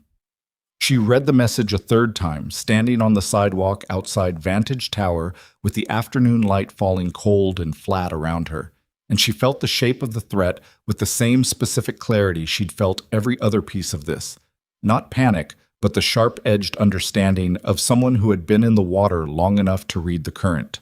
Lucien had gone still beside her, the kind of still he went when his mind was moving fastest, and she had learned in 4 days to read that stillness the way you read weather. "Get in the car," he said. "Tell me what he has on you." "Evelyn, we are not getting in the car until you tell me." She kept her voice low. The convoy was 6 feet away and Nico was watching them, and she didn't care. He said, "Who helped it happen? He means you." Lucian looked at her. The afternoon light was unsparing, and she saw in his face what the controlled expression had been managing this entire time. Not guilt exactly, but the specific weight of a man who had been carrying the knowledge of something he couldn't undo. "Talk," she said. He looked at the phone in her hand, then at the street, then at her. "The night your father died," he said. "He called me, not through intermediaries, directly. He'd found what Ashford was doing, and he needed to move the evidence to safety, the annotated records, the statement he'd prepared for Delaney. He was afraid his home was being monitored." A pause. "He asked me to come. I sent 2 of my people instead. I was in the middle of a situation I couldn't step away from, and I made the call that my people were sufficient and that Marcus could handle 30 minutes. She waited. "The cardiac event happened during that window," he said. "My people were in the building when it happened. They called for an ambulance. They stayed until the paramedics arrived, and then they left, because having Moretti's people at the scene of a wealthy executive's medical emergency was not— it would have created questions I couldn't answer." His voice had not changed in tone or volume. He was doing her the same courtesy he had done throughout, delivering things plainly, without the softening that would make them easier to receive and less true. "I have spent 2 years asking myself whether 30 minutes would have made a difference. The medical examiner said the event was unsurvivable, regardless of when intervention occurred. I have never been fully certain that I believe that." She stood on the sidewalk and breathed, 4 counts in. The baby moved, a slow, deliberate shifting that had become in 4 days the most reliable thing she knew. "You weren't there," she said. "No. And Ashford knows you weren't there. He knows my people were. If he has evidence of their presence, which he apparently does, he can construct a narrative that places me at the scene of your father's death in a context that looks like something other than what it was." Lucien met her eyes. "He can't prove I caused it, but he can make it look like I was involved, which in some circles is equivalent." "Your circles," she said. "Yes." She looked at him for a long moment. At the jaw that had been through more than one bad night, at the eyes that she had been reading for 4 days and had come to understand were honest in the specific way of someone who had decided honesty was more efficient than its alternative. "Did you love my father?" she said.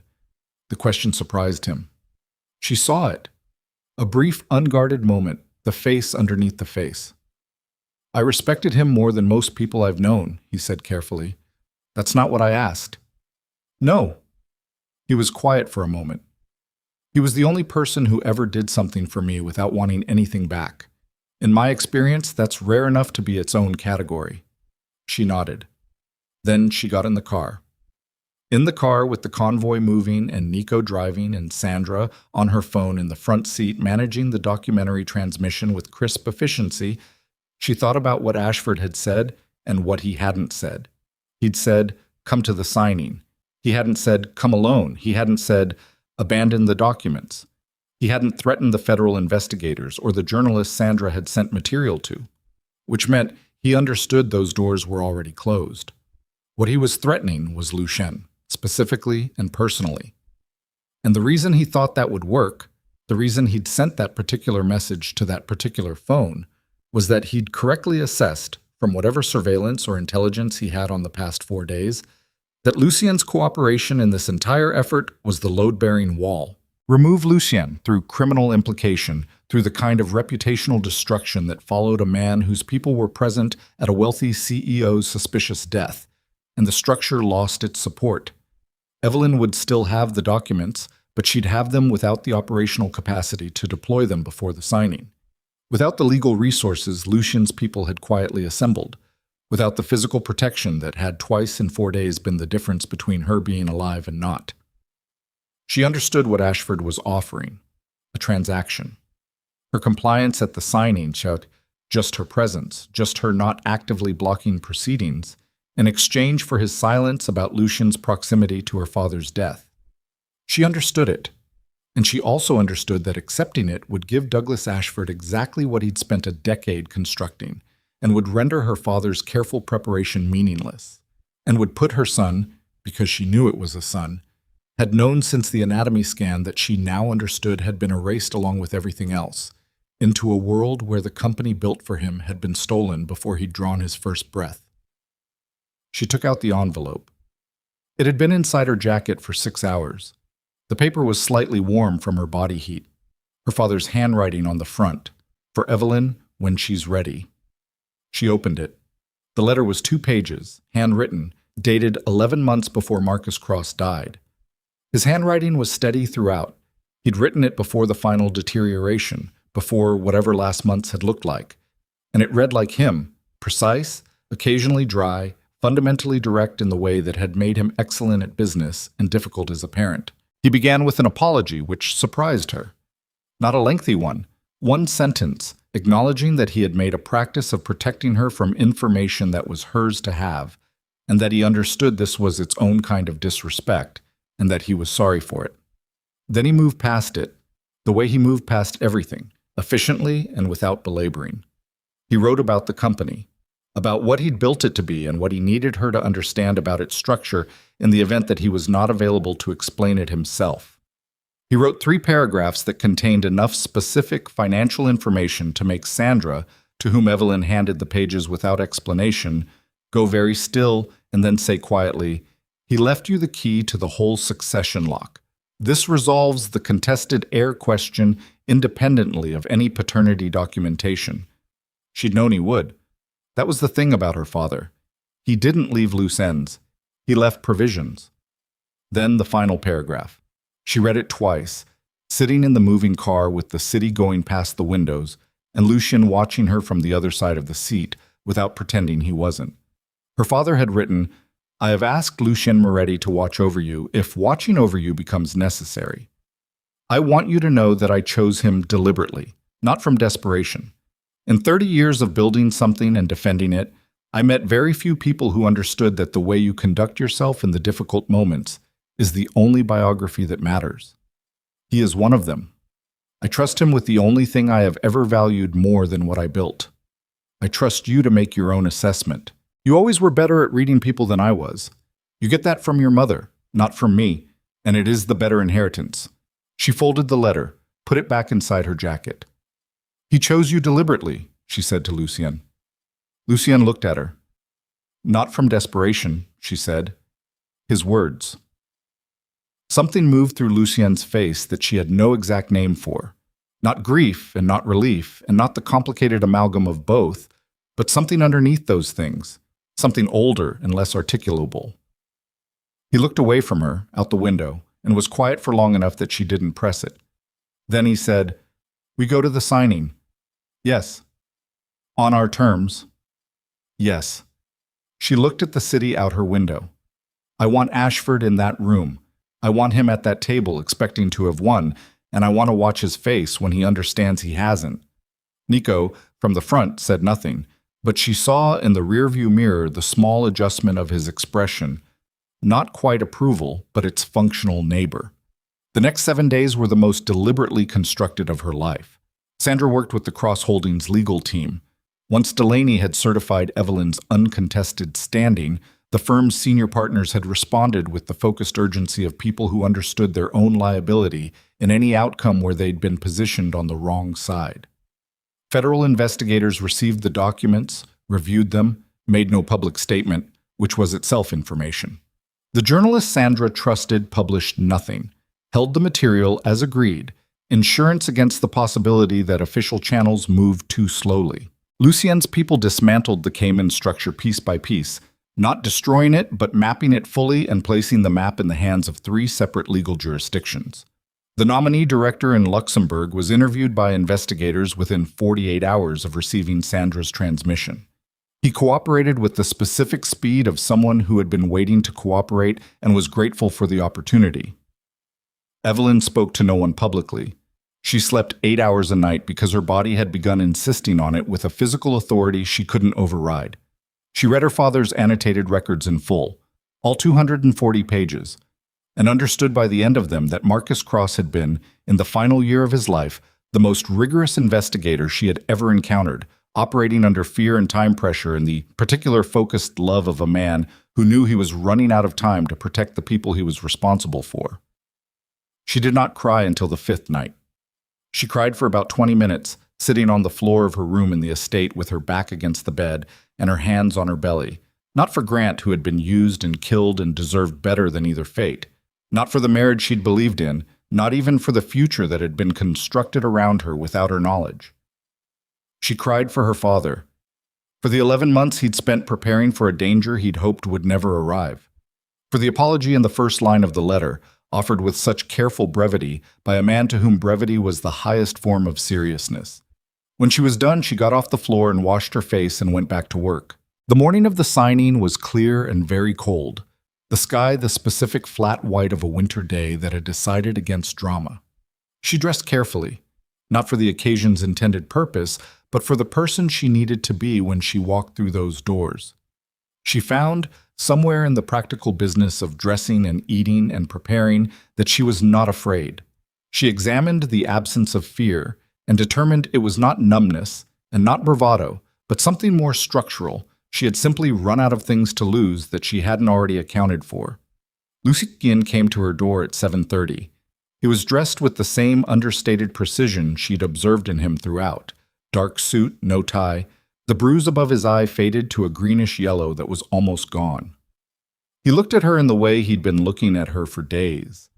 The reading assessment that she'd stopped finding clinical and had come to understand was how he expressed attention. "Ready?"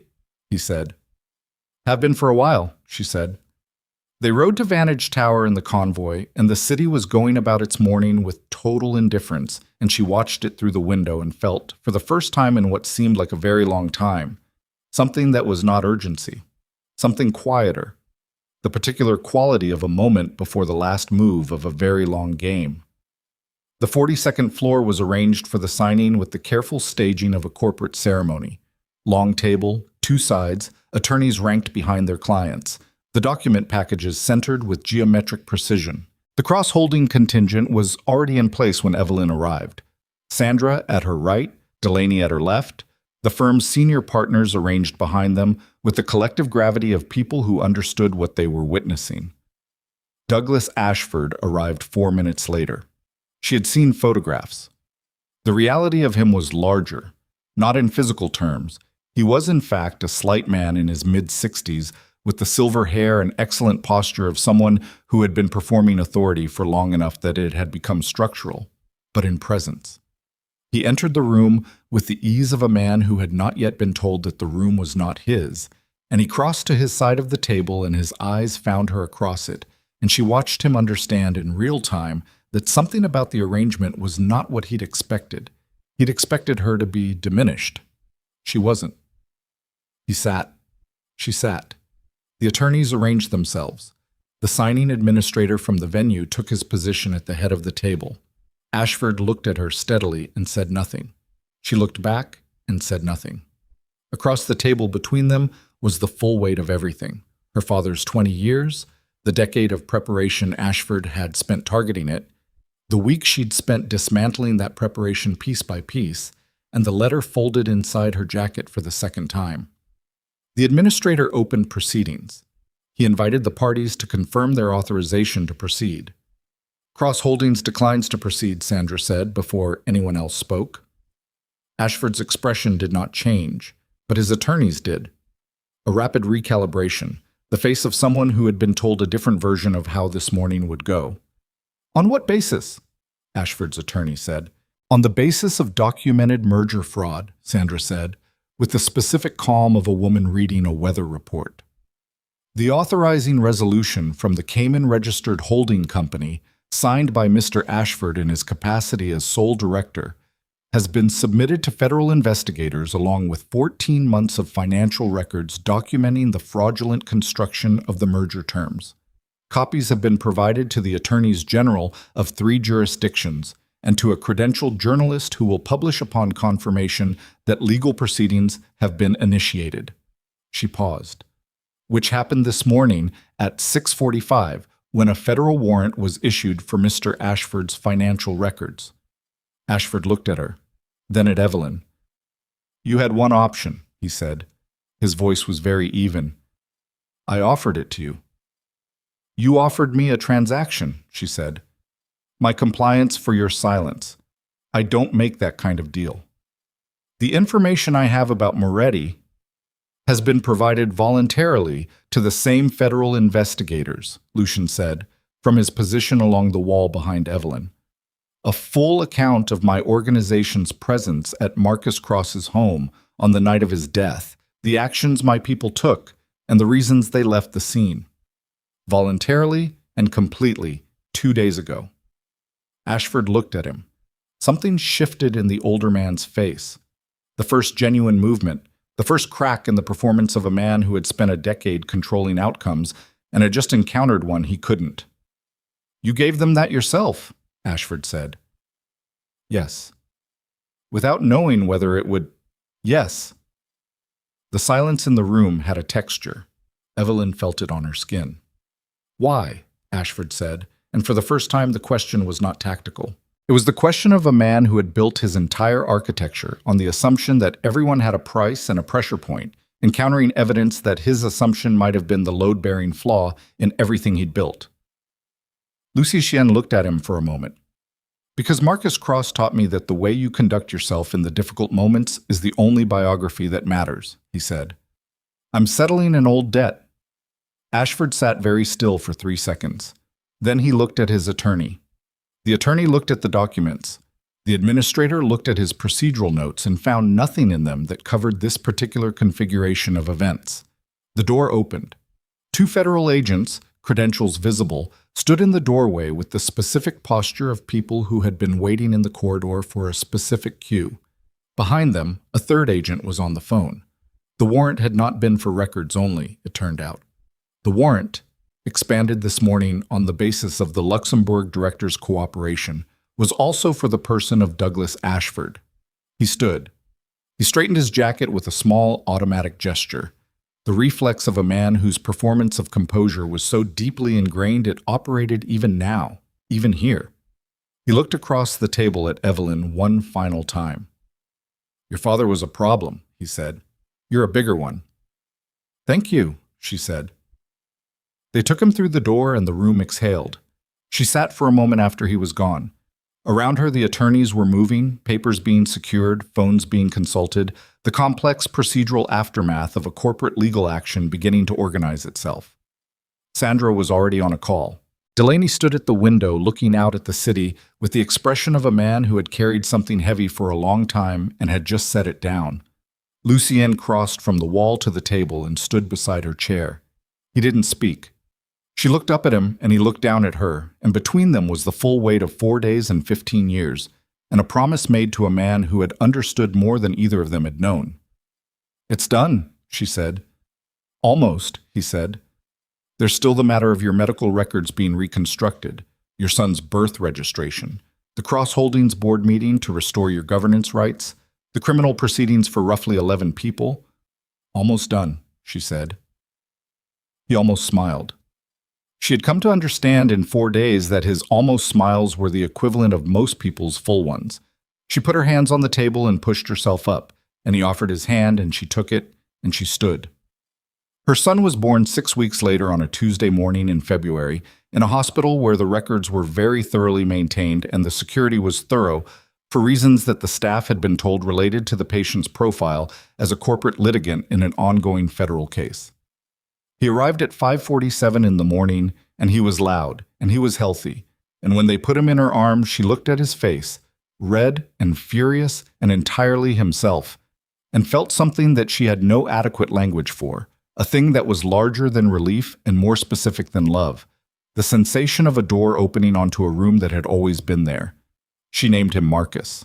Not without complicated feelings, not without the full awareness of who that name carried and what it cost to carry it. She named him Marcus because her father had built something worth inheriting, and because names were a form of testimony, and because the boy in her arms deserved to know where he came from.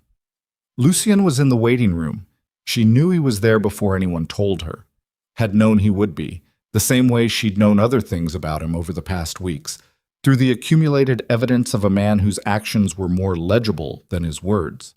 He came to the door of the room an hour after Marcus was born, and she said, "Come in," and he came and stood at the side of the bed and looked at the sleeping face of the child she was holding.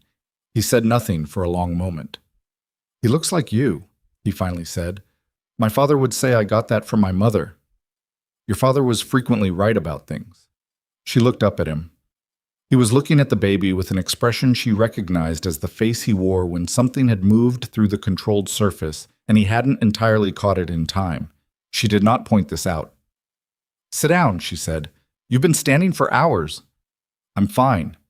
"You're incapable of sitting still in a waiting room, and you've been out there for 4 hours. Sit down." He sat.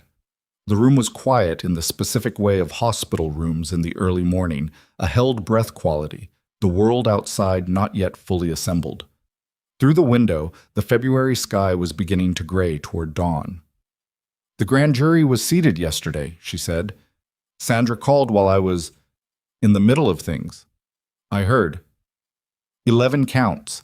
Ashford's attorneys are already positioning a cooperation argument, which means he'll give up names to reduce exposure." She shifted the baby slightly, adjusting the weight. "Some of those names are going to be people in places that make things complicated." "Yes." "Are you ready for complicated?" He looked at her. "I've been managing complicated for 20 years. This is a different kind." "I know."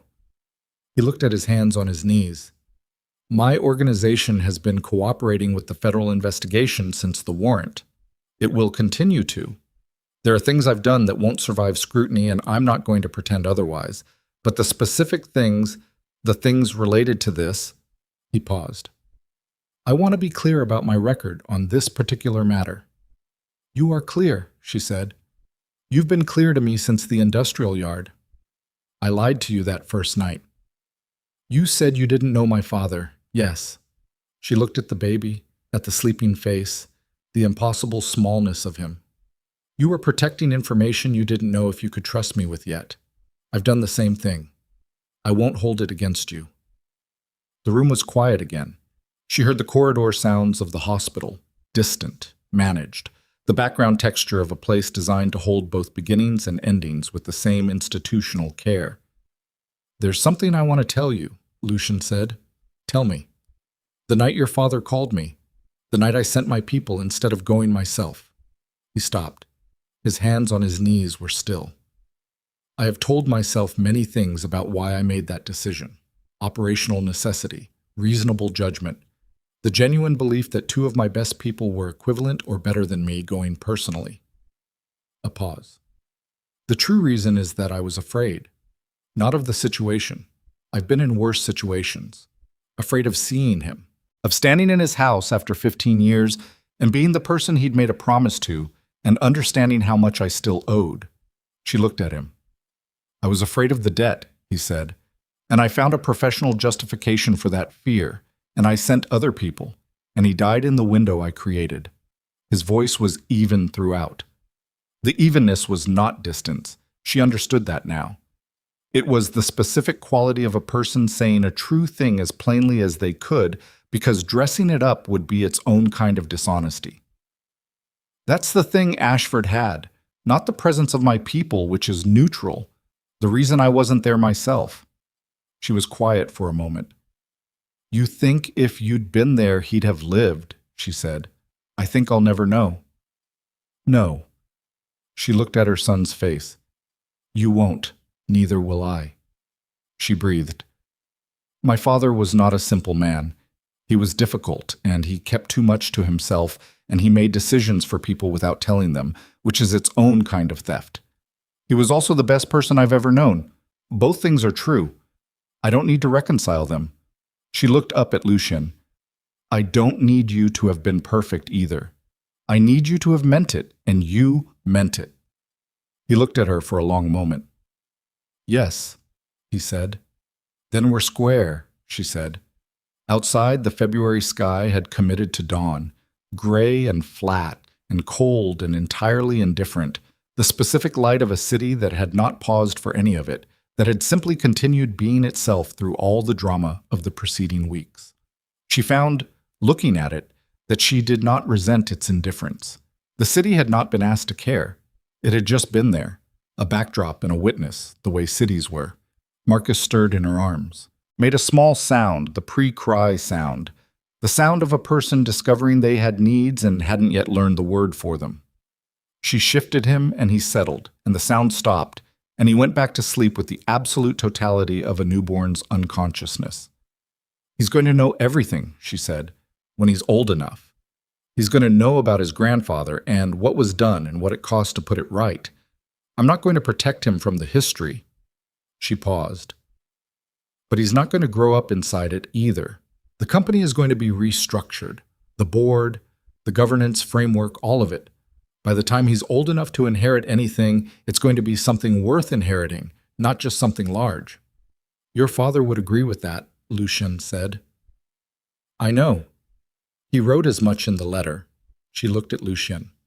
He also wrote that you were one of the few people he'd met who understood that the way you conduct yourself in the difficult moments is the only biography that matters. Lucien was quiet. He was right about that too, she said. The morning came in fully, gray and honest and cold, and somewhere in the city, federal prosecutors were building a case, and Ashford's attorneys were making calls, and the Cross Holdings board was preparing for a governance meeting that would be the first of many, and the world was continuing its complicated business without pause or ceremony. In the hospital room, the woman who had been thrown into a rainstorm 8 months and a lifetime ago sat with her son in her arms and her father's letter against her heart, and looked at the man who had kept a 15-year promise through the worst possible version of the circumstances. And she thought about what it meant to survive something. Not triumphantly, not cleanly, but genuinely, with the full cost of it accounted for and the full shape of it visible. She thought it meant this, exactly this, a morning that was just a morning, a child who was just a child, and the particular quiet of a story that had finally, after everything, run out of secrets to keep. Go home, she said to Lucien. Sleep. Come back tomorrow. He looked at her for a moment, then he stood. Tomorrow, he said. Tomorrow, she said. He left. The door closed.